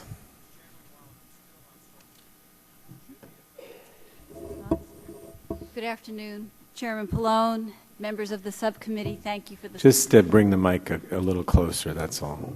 How's that? That's better. Okay. Thank you for this opportunity to testify. The National Partnership for Women and Families is a nonprofit, nonpartisan organization with more than 3.5 decades of experience working on issues important to women and families. Over the years, we've brought together a wide range of consumer voices to push for health reform that would expand affordable coverage, help us get costs under control, improve quality, and reduce disparities. We are very pleased to support the efforts of this subcommittee to enact comprehensive health reform this year.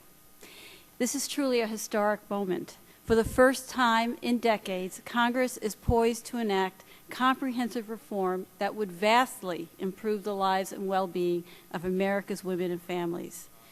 We are pleased to endorse H.R. 3200 for many reasons.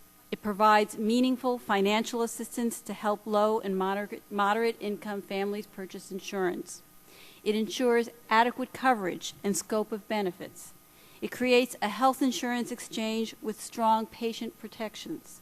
It prevents insurers from denying or dropping people from coverage because of their health status or raising rates based on gender. Very importantly, it charts a pathway for real delivery system reform.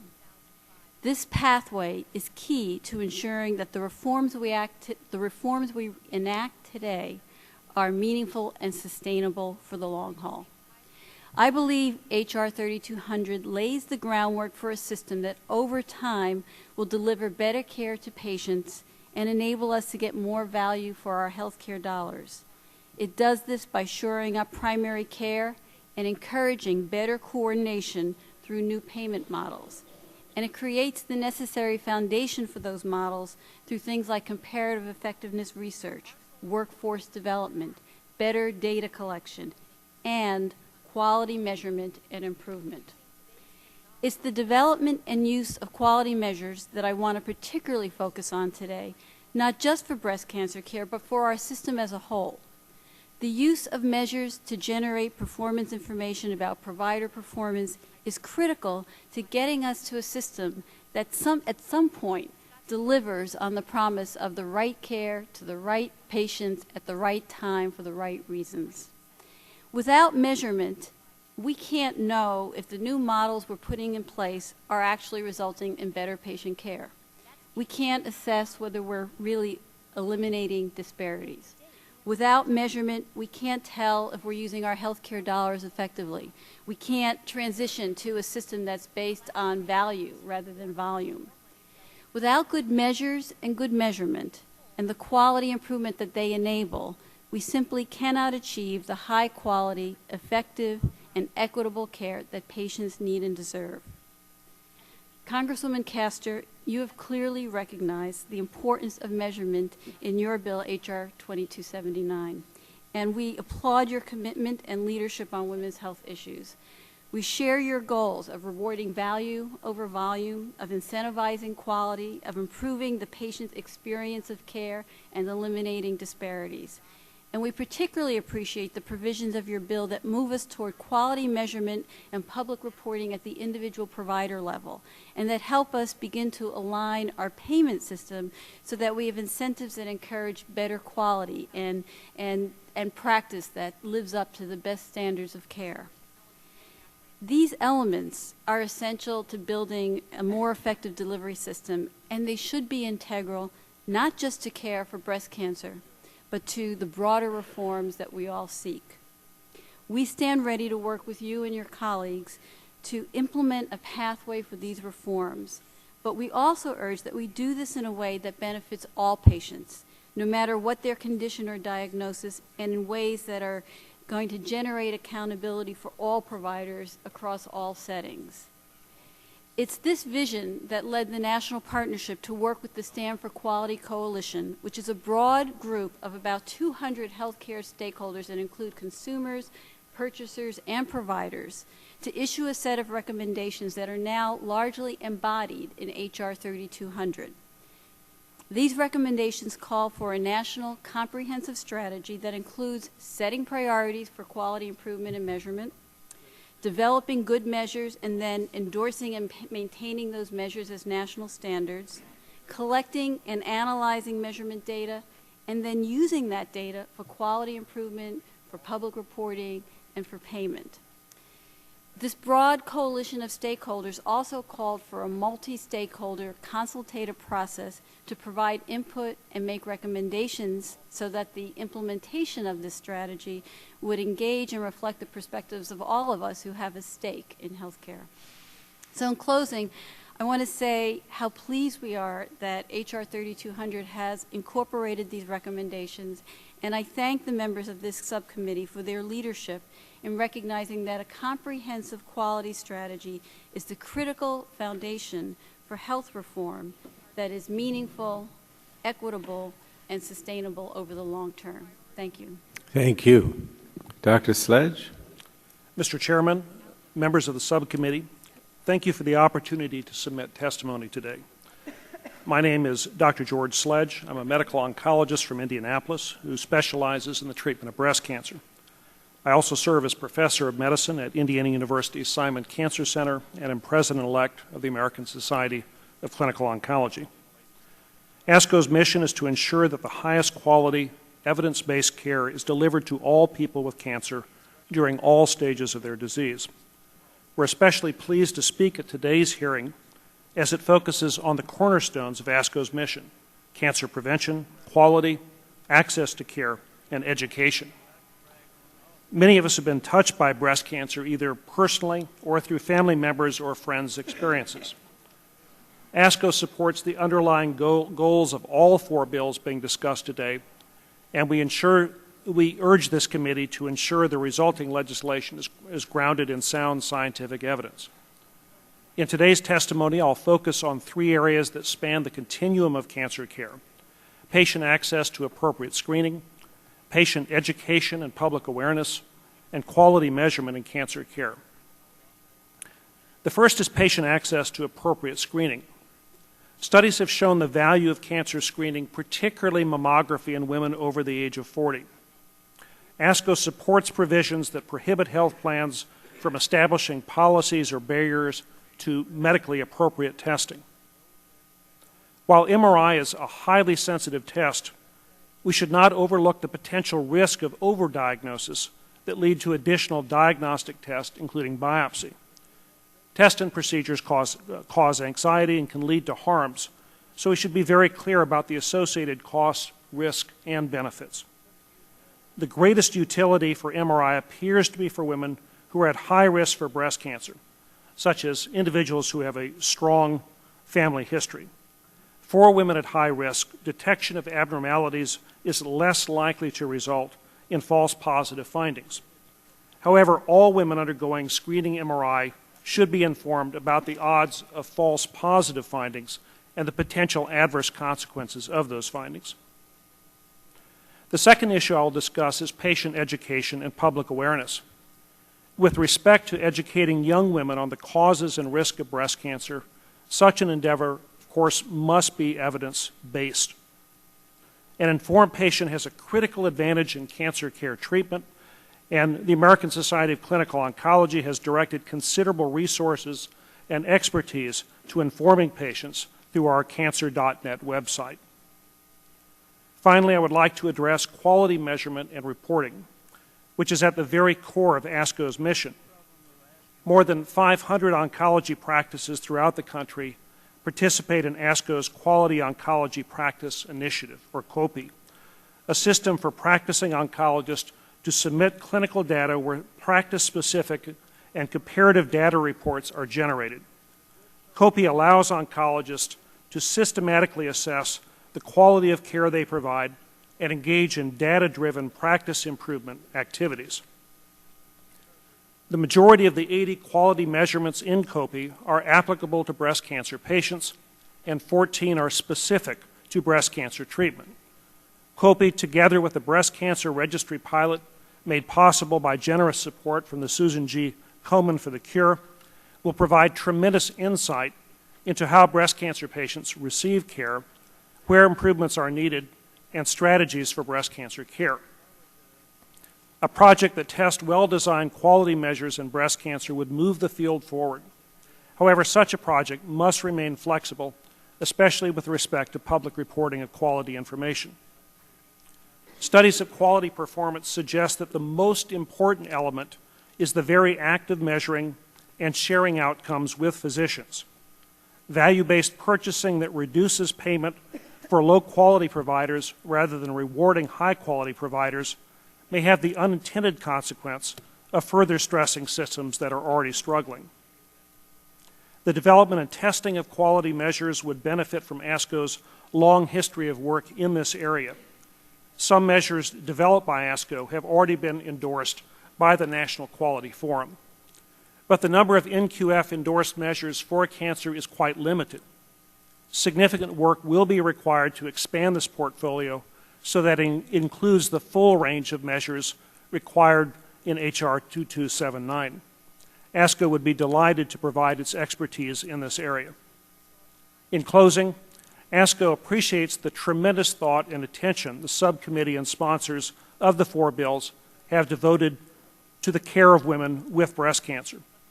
We look forward to working with you and our partners throughout the cancer community to achieve the important goals set out in these bills. Thank you very much. Thank you, Dr. Sledge. Ms. Visco? Thank you. Thank you, Chairman Pallone, members of the subcommittee. I appreciate very much the opportunity to testify today on behalf of the National Breast Cancer Coalition. I'm a 22-year breast cancer survivor. I was diagnosed when I was 39 years old. My son David was 14 months old. I was a partner in a law firm in Philadelphia, and I was fortunate. I became involved with a group of women who launched the National Breast Cancer Coalition, and I soon left my law practice to devote my life to our mission to eradicate breast cancer. We are a coalition of organizations from across the country. Our board of directors is a board of 25 of these organizations representing the diversity that is breast cancer, from the Women of Color Support Group to Nueva Vida, to the Alamo Breast Cancer Coalition, to the California Alliance of Breast Cancer Organizations. Our national grassroots network consists of representatives of many different organizations. We set priorities. We educate our members to understand the language and the concepts of science.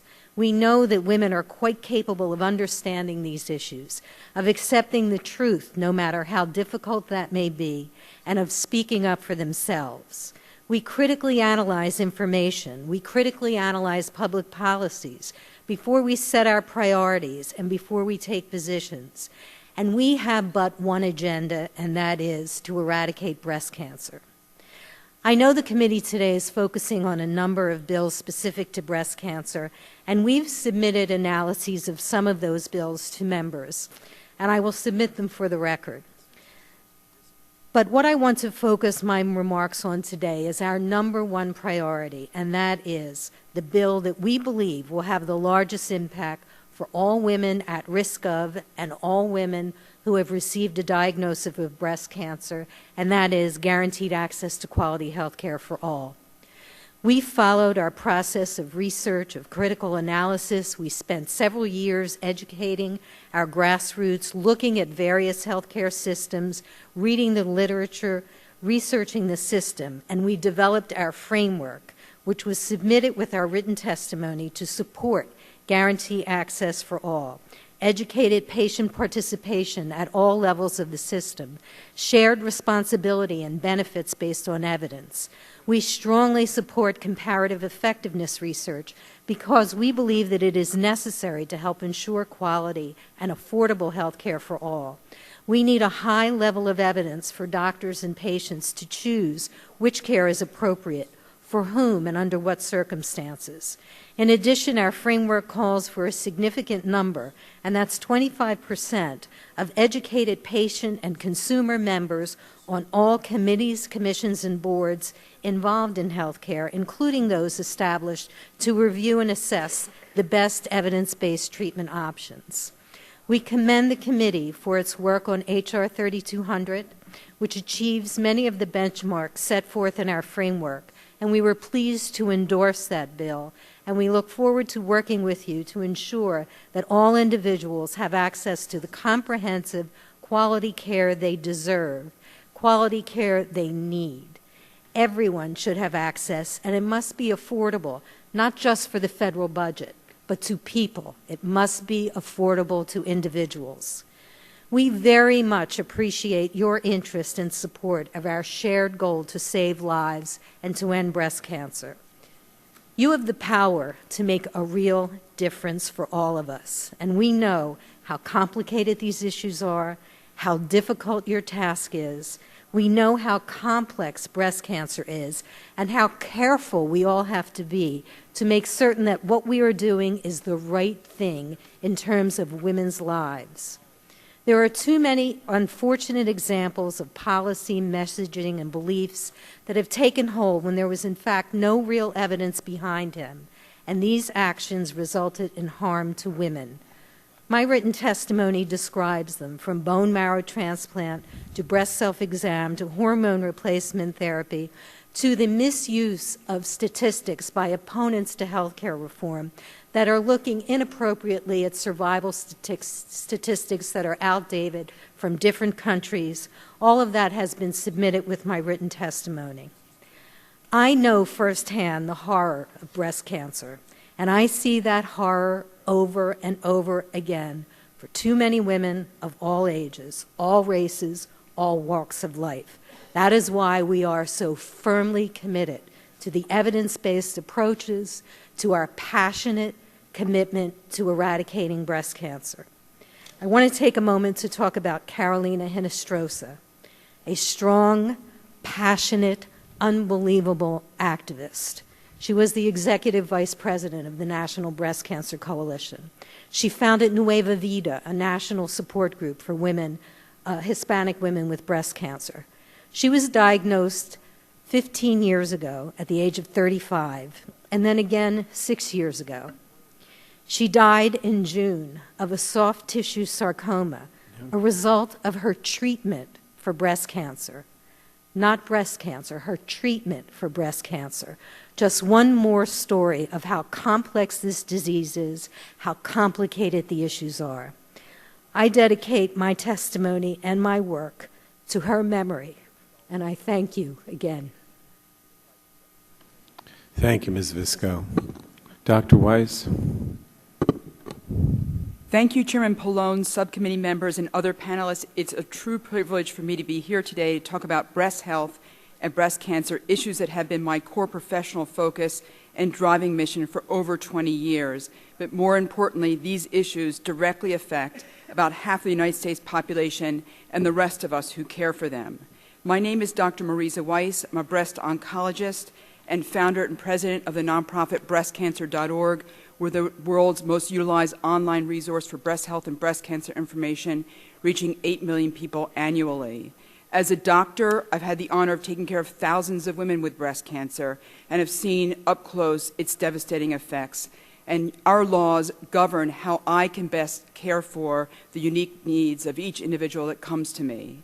Everyone here knows how much is at stake. The breasts are the favorite place for cancer to occur in women, often in the prime of their lives, and when these women are most indispensable to so many.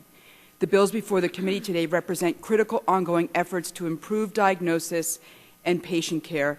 I'd like to start with the EARLY Act. I believe this legislation will do much to advance public health efforts and combat the threat of breast cancer, and I commend Congresswoman Wasserman Schultz for her leadership. There are concerns that outreach to young women will produce more harm than good by creating the fear of breast cancer. But what we found is that fear already widely exists. Information about breast cancer is pervasive. Young women, like the rest of us, are bombarded by breast cancer messaging aimed at adult women. To better understand the impact, breastcancer.org conducted a research project with 3,000 girls ages 8 to 18 across the country. Consistently, nearly 30% of girls had already feared that they may have had breast cancer. It was triggered by breast pain, a diagnosis in someone close to them, or mistaking the changes of normal breast development for signs of breast cancer. Over 70% of girls have someone close to them who's been diagnosed, a mother, grandmother, best friend's mom, teacher, or neighbor, and when breast cancer diagnosis strikes this close to home, their fears were magnified. Many young women think breast cancer messages in the media targeted to mature women directly apply to them as well, but they simply don't have the resources to understand the meaning and relevance of these critical issues, nor do they have the dialogue skills or opportunities to discuss their fears or clarify breast cancer misinformation. Only 47% of the girls had talked to a parent, 40% to a doctor. To resolve unrealistic fears, young women in this era need accurate information and reassurance that's age-appropriate and scientifically grounded. Education can arm them with the facts, inform of what's normal and what's not, empower them to take charge of their breast health. It is these girls during the ages of 8 to 18 and into their 20s that are using what they eat, what they drink, what they breathe in, medicines they take, personal products that they use to build their breast tissue, laying down the foundation of their future breast health. It is at this early point also that young women are establishing their lifelong behavioral patterns. Concerns have been raised about the value of education, outreach to low-risk populations, and the absence of modifiable risk factors. And we know how complex a disease breast cancer is with multiple causes. But most of these risks for breast cancer don't begin at age 45. Rather, they accumulate over a lifetime, beginning at conception. There are periods when breast cells are hypersensitive to internal and external environmental insults. The first trimester of pregnancy, the 4 to 10 main years of breast organogenesis between adolescence and the 20s, as well as the stretch of time leading up to a woman's first full-term pregnancy when breast cells are highly active and immature. So the behaviors of women under age 45 impact not only their own breast health, but the future breast health of their daughters through pregnancy and model behaviors. Some risks are modifiable and some are not, but even the tiny risks can combine and really add up, particularly during these sensitive times. An example of a modifiable risk factor is the obesity epidemic across the United States, associated with an increase in risk of breast cancer in adult women. Extra fat makes extra hormones that could stimulate extra breast cell growth. In addition, fat stores hormonally active pollutants that are lipophilic, such as bisphenol A, atrazine, dioxins, nonylphenols, which could potentially stimulate unhealthy breast cell growth. And moreover, obesity in childhood predicts for obesity in adults, and obese mothers are more likely to raise obese daughters. And contrary to the claim that proven breast cancer risks can't be modified, our obesity epidemic is doing just that by accelerating the age of menarche. Early education and behavioral modification that increases athletic activity and healthy weight management early enough could postpone the onset of puberty, and lessons learned from the Early Act programs will benefit current and future generations, since it's the women under the age of 45 who are in their prime childbearing and parenting years. Another example is the opportunity to provide breast cancer risk reduction strategies to high-risk women. In the Early Act, the 5 to 10% of breast cancers due to an inherited breast cancer genetic abnormality, over 13,000 per year, would more likely be identified, giving these women a greater chance to reduce the risk of breast cancer by as much as 90% with prophylactic mastectomies or 50% with anti-estrogen therapies. It's important that we impart this knowledge, along with what we, the scientific and medical community, know are not risk factors for breast cancer. Fear certainly breeds myths, and in our survey, many young women believe that only their mother's family history is important and that breast cancer skips generations. They also were fearful that they could have caught breast cancer from their mothers during pregnancy and breastfeeding. Education can change attitudes, knowledge, and behaviors. We do a disservice to this and future generations by neglecting to provide this information and facilitate this dialogue. I'm also here today in full support of the Breast Cancer Patient Protection Act, the Mammogram and MRI Availability Act, and Eliminating Disparities in Breast Cancer Treatment. I'm prepared to answer any questions about the medical content. And in conclusion, I thank the chairman, the subcommittee, and the panel for giving me the opportunity to speak to you today. Thank you. Thank you, Dr. Weiss. Now we'll have questions from the members, and I'll start myself. And I wanted to ask Dr. Taplin some questions initially. In fiscal year 2007, the National Cancer Institute invested nearly $600 million in breast cancer research. I understand the Institute devoted roughly the same amount of resources towards research on this topic in 2008. Can you describe, Dr. Taplin, the activities that NIH is supporting to understand how women can actually prevent breast cancer in the first place, and how is NIH investing in research into improved breast cancer screening as well as into treatment of breast cancer once it's been diagnosed? In less than 2 minutes, no. Whatever you can do. There are many studies related to breast cancer at NCI. As you've already noted, we had $572.6 million and 2,146 studies at NCI in FY 2008. Those are concentrated in several areas, but the ones relevant to your question are prevention, early detection, and treatment.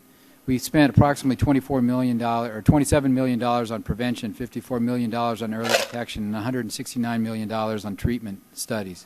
So all of those are relevant to your question. I think probably the most interesting piece, and there are several in many places we can go among the 2,146 studies we did, the most important, I think, is the Breast Cancer and Environmental Research Act, which came from you folks and resulted in a set of centers to look at the relationship between environment and biology of young women's breast development. And so there are biologic studies in women, there's an epidemiology study in young women, and there's also a group of people looking, academicians and educators, looking at how you communicate these issues to women, and to young women especially, so that we can begin to adapt those messages to the population that we're targeting. Those are some of the areas we're working. All right, thank you. Dr. Brawley, I wanted to ask you, the U.S. Preventative Task Force recommends that women over 40 have annual or biannual mammograms. Your organization recommends annual mammograms for women over 40 and clinical breast examinations for women in their 20s or 30s. So unless a woman under 40 has an identified risk factor, there's no recommendation that she get a mammogram. Obviously, this relates to Congresswoman Wasserman Schultz legislation. Would you elaborate on, the challenges for women under 40 and what can we do for these women to detect their cancers as early as feasible? Yes, sir. Thank you for the question. Part of the answer to your question is mammography is a terrible test for women who have younger breasts and denser breasts.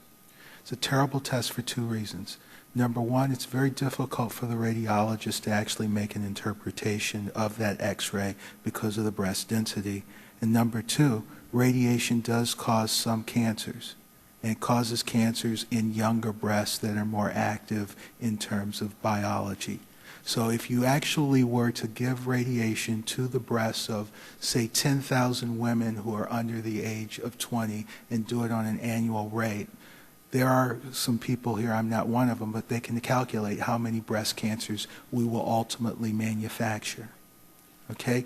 Now, in randomized clinical trials of women who are older, in their 40s, 50s, and 60s, we have evidence that mammography clearly saves lives in screening. So what we like to do is if a woman has a mass and she's in her 20s or 30s, if she finds the mass or someone finds it on clinical exam, a clinician, be it a nurse practitioner or a physician, then perhaps doing a mammogram is appropriate in that one particular individual. If you have someone who's at very high risk, perhaps the mammogram is appropriate, or perhaps an MRI is. But to do mammography, mass mammography in the United States in younger women, would be literally public health malpractice, because we would actually start manufacturing some breast cancers. Okay. I was going to ask the third question, but I don't have that much time left, so I'll move to other members. The gentleman from Georgia, Mr. Gingrey.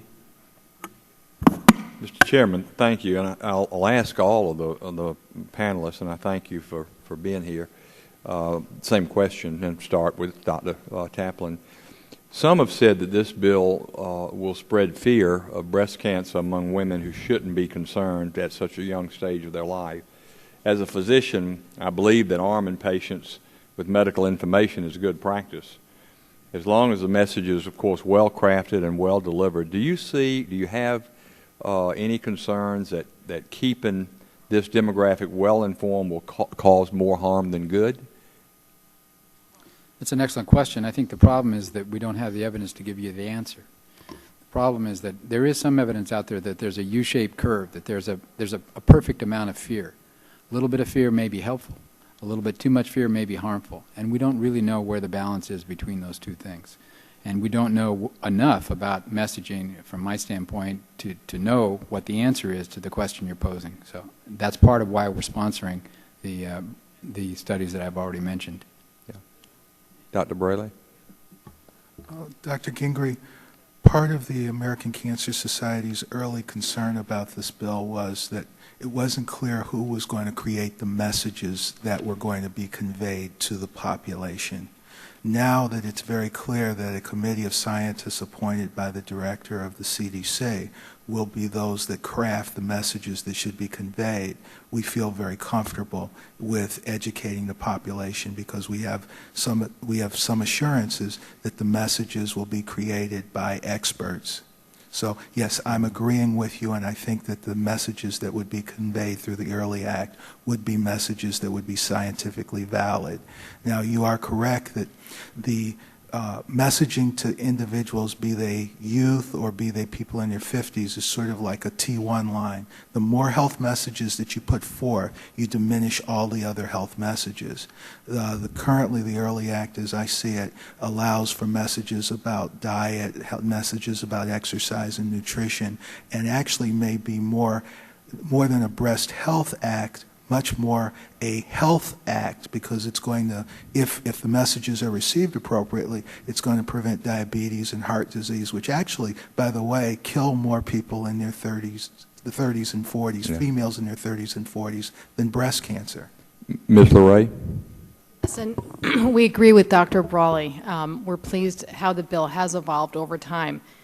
One study of young survivors found that 40% didn't believe that young women could even get breast cancer. So part of what we're looking for is a very targeted campaign that lets women know that while it's a very small risk, it is possible, so that if they feel that lump, they don't ignore it. Or if they go into their doctor's office and they say, I feel like I have a lump, and the doctor says, oh, it's just dense breast tissue, don't worry about it, they can pursue their concern. And again, based on factual information pulled together by the appropriate sources. Yeah, thank you. Ms. Ness?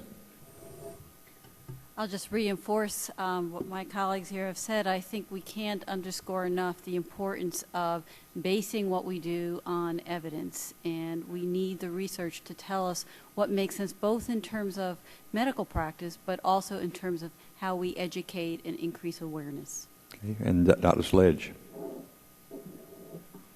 Well, I think we all agree that knowledge is power, but it's only powerful to the degree to which it's accurate and we can act on it. And I think careful evidence-based data is actionable.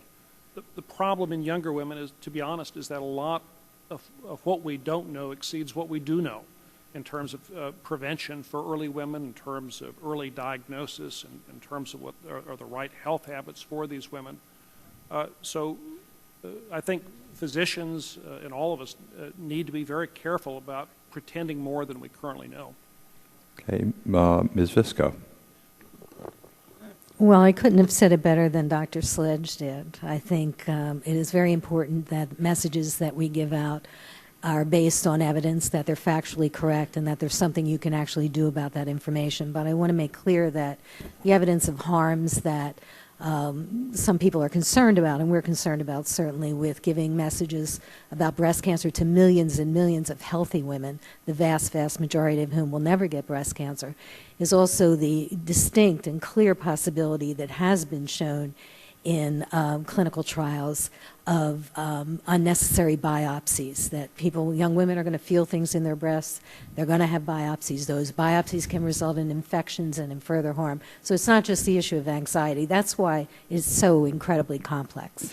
Dr. Weiss, before you respond, and as a breast cancer surgeon and having treated many, many patients, how young do you think we really should give this information to young women? At what age do you start doing that? Well, this information it's important to deliver it when it's most relevant. And we find that girls are going through puberty earlier and earlier these days, and their breasts are very much on their minds. I think the power of education is not just delivering education along the way, but correcting this massive misinformation that's out there. Our surveys have shown that over 20% of girls think that antiperspirant use, getting bumped in the breasts, infection, drug use, drinking coffee, wearing a bra, an underwire bra, increase the risk of breast cancer, and without the correct information that is well established today. So I do think that when you replace myths with facts, that you do free these girls of some of the anxiety they have about growing up and going from a big girl to a young woman and a young woman to a mature woman. And I think that is going to make them more engaged in proactive healthy behaviors through their life. And while they're in high school and college, they're in educational institutions. They're within a system where knowledge delivery is. So educating them as teenagers, but not necessarily preteens. Well, we have found that a lot of misinformation, fears, and questions present themselves upon adolescence, and whether or not you want to go back that early is a question that has to be studied. But those questions certainly exist, and they are inadequately addressed right now in current health classes within middle school, high schools. Yeah. Mr. Chairman, thank you very much, and thank all the panelists. I appreciate your response. Thank you. Ms. Castor. Thank you, Mr. Chairman, and thank you all. Your testimony was very insightful, everyone. Ms. Luray, I'd like to thank you and the Susan G. Komen for the Cure Advocacy Alliance for extending your support to my Eliminating Disparities in Breast Cancer Act since it was first introduced last Congress. And I'd like to return the thanks and commend you all for everything that you've done to raise awareness about disparities in access to screening, access to quality care and treatment. The work you've done both with the American Society of Clinical Oncologists and with the Metropolitan Chicago Breast Cancer Task Force to reduce disparities is very commendable. Could you discuss what you believe we can do further to educate women about the types of treatment that they should look to receive after diagnosis, so that women are not in the dark and are empowered to take control of their health and diagnosis? And please explain how moving forward towards rewarding providers for quality care and ensuring that providers are not rewarded for inadequate care will help to reduce disparities in treatment. Thank you, Congresswoman, and we appreciate your leadership as well. I'd like to take a minute just to talk briefly about our partnership with the Metropolitan Chicago Breast Cancer Task Force, because I think it's partnerships like this that will give us the data that then can be modeled by other community-based programs to promote the type of quality breast cancer care you're talking about across income and racial and ethnic lines. In Chicago, the breast cancer mortality rate for African Americans is even worse than in the rest of the country. African American women in Chicago have a 68% higher mortality rate than white women do. And the task force that we are involved in and are supporting developed an action plan for 3 main causes of the disparity. And it's almost like a tragic Rube Goldberg image, because first of all, they have to get access to the mammography. And that's either physical, where is it, how do you get there, and economic, can they afford it? But then they have to make sure that it's of poor quality. And we, as providers and advocates, need to make sure that that mammography is of high quality. And then they have inadequate access to treatment. And then you have to ask the same questions about their treatment.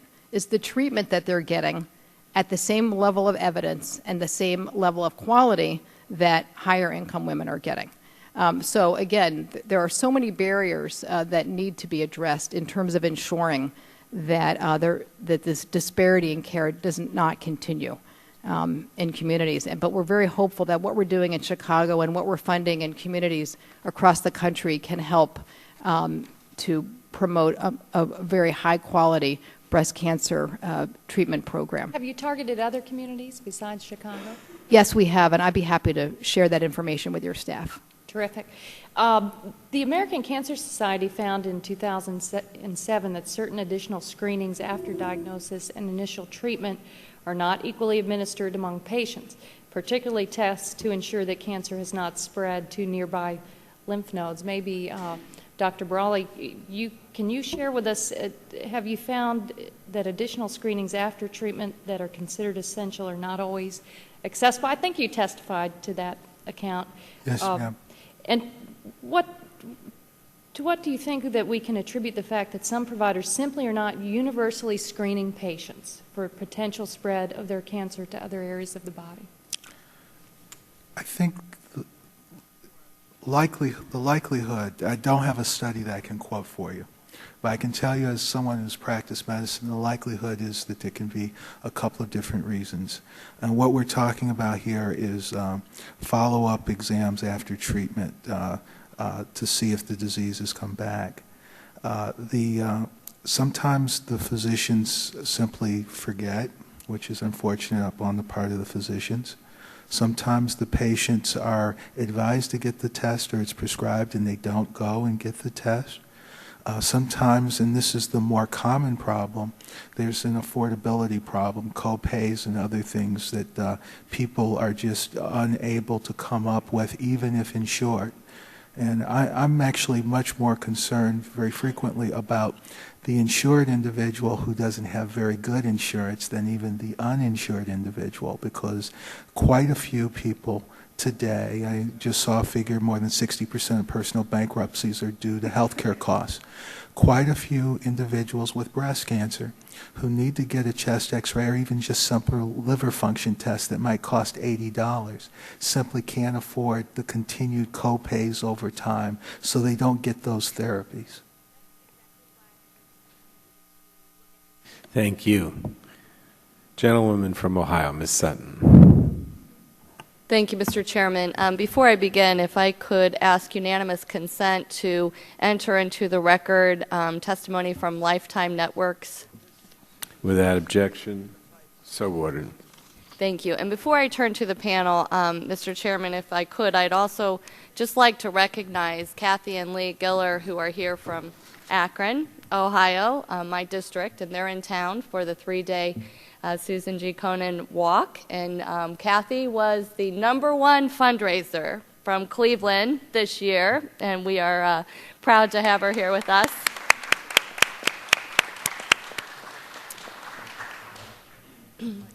As for the panel, thank you very, very much for your testimony. And it's hard to sit here without thinking about the people that we have known in our lives who have suffered from breast cancer, some who have been lost, some who are fighting the fight now, and of course wondering about those who may encounter this battle in the future. Several of you in your remarks and in your testimony, you stress the need for the access to quality, affordable health care. Ms. Visco, you talk about quality, affordable health care for all. I appreciate that, and I concur. Dr. Brawley, you also talked a lot about the need to get health care for women. And Dr. Weiss, one of the things that you said that was striking to me, and I think is important, is you talked about the unique needs of patients, because not always does one size fit all on this issue. And as I sit here, one of the people who comes to mind was a woman who I knew 10 years ago when I was working on these issues in the state legislature. And her name was Linda. She had breast cancer. Her mother had breast cancer. Her aunt, it was very pervasive in her family. Her doctor wanted to treat her aggressively because of the family history. A doctor attached to an institution that is of high renown when it comes to treatment, and the insurance company said no. We're not going to pay for a coverage of that treatment. Her treatment was delayed because she had to raise money for the treatment. She ultimately succumbed to cancer. I went to her funeral and I listened to her young daughter get up and give a report about an essay that she wrote in school about how her mom was her hero because not only did she fight against breast cancer, she fought against the insurance companies to try and make things better for other people in the future. So my question, I guess, is that was a decade ago. Is that better? Is it better now? Are the treatments that the doctor is asking for, are they covered? Dr. Brawley, would you like to? Yeah, I get in trouble for just saying the flat-out truth. There have been instances where the insurance companies have been wrong, and there have been instances where the patients have been wrong, and there have been instances where physicians have been wrong. Ms. Visco talked about bone marrow transplant for breast cancer. Very quickly, the thumbnail history of that. In the early 1990s, many people thought high-dose chemotherapy with bone marrow transplant would be beneficial for women at high risk for relapse of breast cancer. Many hospitals started these bone marrow transplant programs as a way of making money. 10 state legislatures passed laws saying that insurance companies had to pay for them. Many women sued their insurance companies because they didn't want to pay for it. There was no scientific evidence to support it. Ultimately, this delayed the NCI studies that ultimately showed that bone marrow transplant in breast cancer was more harmful than helpful. This is when people stopped being scientific and started practicing. You know, earlier I said in my statement that one of the problems with this disease is it's a complex disease, and we all want to make it very simple, and we all want to have very simple messages.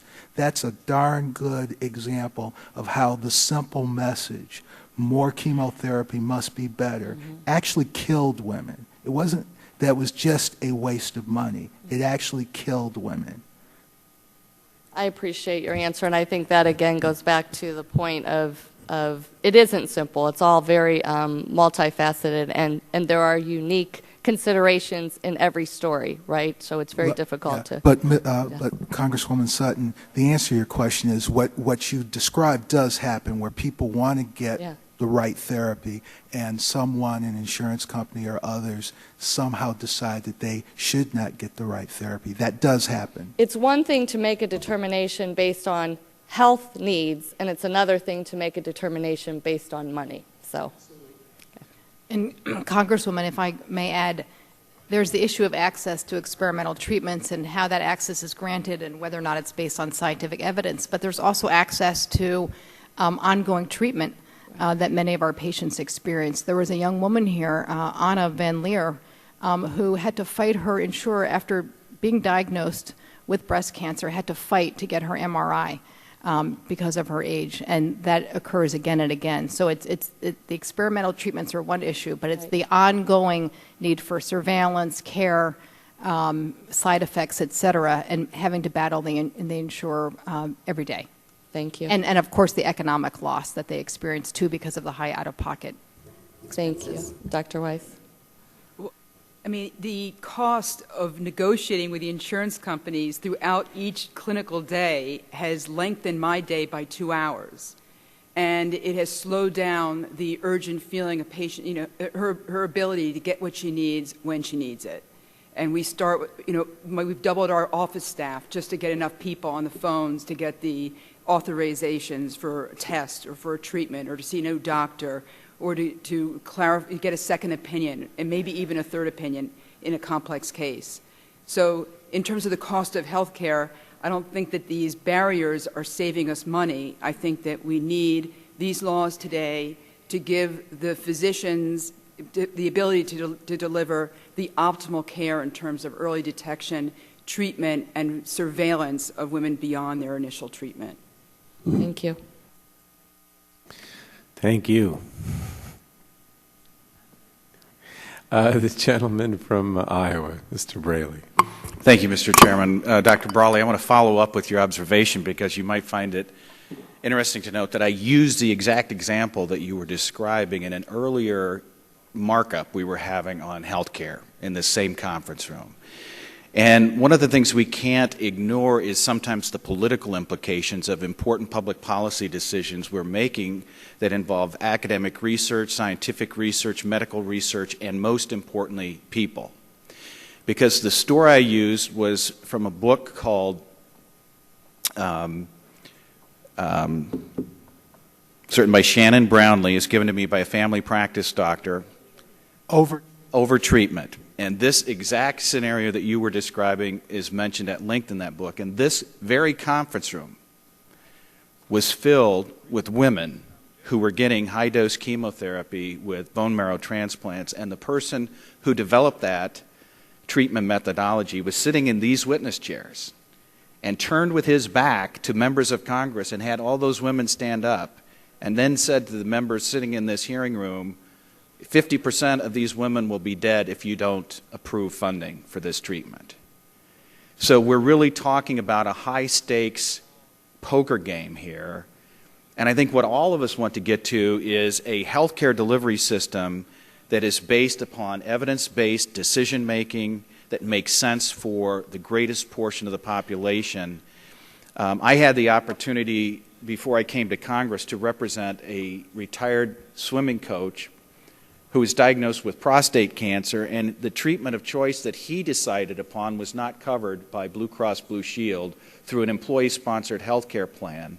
And after a lot of research and investigation, we determined that Blue Cross Blue Shield was also the administrator for Medicare in the state of Iowa and covered that form of treatment as non-experimental.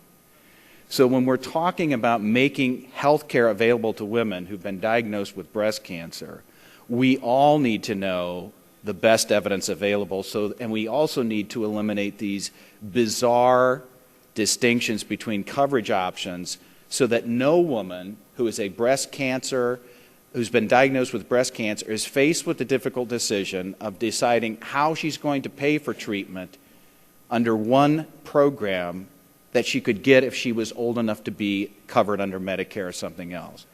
And so one of the things I'd like to ask the panel about is why this particular class of women, younger women who do not fit what traditional theories of who is most likely to be diagnosed with breast cancer, why are they more vulnerable than other segments of the population, if they are, and what types of attitudes do they bring to their treatment that make them more challenging as a group, if they are, than other groups of women? If I could start first, sir. And thank you. I truly do believe that adequate health care reform includes reforming how we consume health care. We have to all learn to be more scientific and appreciate the science and the evidence. One aspect of the early bill, which I think is important, is it actually puts aside some money to address the very questions that you just addressed. What's different about younger women? How can we help younger women who have this disease? That's actually some of the most important parts of the early bill. The ACS had some difficulty with the bill early on because some of the messages that were in it were not messages that we thought we could support. We wanted evidence-based good messages. Now we have scientists and survivors in a committee coming up with what the evidence-based messages should be. But one thing this bill always had was research to look at the quality of life needs of women with breast cancer, women who have been diagnosed who are in their 20s, 30s, and 40s. And that's always been a very good part of this bill. Yes. I would say that we don't know very much about breast cancer in any age group. There are some data that younger women are more likely to be diagnosed with triple-negative breast cancer, or a specific type of breast cancer, for which we have treatments for estrogen receptor-positive breast cancer that work well. We have treatments for HER2 overexpressing breast cancer that works well. For triple-negative, we don't yet have targeted therapies that work well. So more research into looking at that type of breast cancer, although there are a number of new possibilities in clinical trials now. There's also the issue of fertility. I was 39 when I was diagnosed. I had chemotherapy. I did go into premature menopause. I didn't have the opportunity to have more children. But there are side effects with treatment no matter how old you are. That is a side effect of treatment for younger women. It is something we need to do more research on. But we just don't have the information. We just don't know enough about breast cancer, and certainly not enough about breast cancer in younger women. So I can only add a little, but these women are vulnerable in many ways. One is as Fran has just mentioned, they're biologically vulnerable. They tend to have much more aggressive cancers than do older women. Cancers that grow rapidly, cancers that are more likely to spread to other parts of the body at a more earlier point in time. Cancers that are less targetable in terms of hormonal therapy or HER2-targeted therapy. So they're biologically vulnerable. They're economically vulnerable. These are women who, by and large, are less likely to have insurance just because they're at an earlier point in their life and they're not as far along up the chain that would allow them to have a good health care ability to cushion any blows. Economically, they can't cushion the blows because they don't have any money in the bank. Socially, they're vulnerable because they perhaps have just started their family or have just gotten married. They have to worry about these fertility issues that a woman who's 20 or 30 years older would not have to worry about. So across the board, Congressman, they're far more vulnerable than our older patients. Are the criteria that the AJCC staging manual is using for breast cancer adequate to try to delineate any of these specific concerns that you've mentioned here today? Or are they using broad groupings of women that don't allow us to have that the ability to drill down and define criteria that would be more age appropriate for different segments of the population? Sir, I can only give my opinion as a physician who treats breast cancer patients. I think the AJCC, which does the staging manual, has done a good job, although it is actually being reevaluated right now as we speak. I think one of the great problems we have in breast cancer is our definition of what cancer is actually comes from some German pathologists in the 1840s. And we have not actually brought cancer, the definition of cancer, into a molecular or genetic age. We're still using the same science, looking at it under a microscope with a glass to say this is cancer, that we used 160 years ago. And one of the challenges to us in science is to find a genetic way to look at a tissue and say that this particular tissue in this woman's breast is going to behave in this particular way over the next 20, 30, 40 years. And that's how we ought to treat it. This particular tissue is going to be very aggressive, so we need to treat it aggressively. This other woman's breast cancer is going to be less aggressive, so we'll treat it or maybe even watch it and be less aggressive. We've not gotten there, but that's where hopefully the science is going to take us. That's hopefully where the sequencing of the human genome is going to take us. And maybe 20 years from now, we'll be talking about those tests. Thank you. I would just also add that in the care of any woman who's been diagnosed with breast cancer, who's also a mother, one of her biggest concerns is, what does my diagnosis mean for the women in my family? And that question comes up all the time. And so that's an area of research that I know we're all involved in that deserves much better answers, because if you don't deal with that profound fear and concern for her, you haven't really taken care of the whole woman or her whole family. Thank you very much. Thank you all. I know it's been a long day and we had to delay and have votes and all that, but I thank you for bearing with us. And this was very enlightening in terms of the whole issue. As I said earlier, this was a legislative hearing, so we're going to have to sift through all this and figure out what's in the health care reform and what isn't.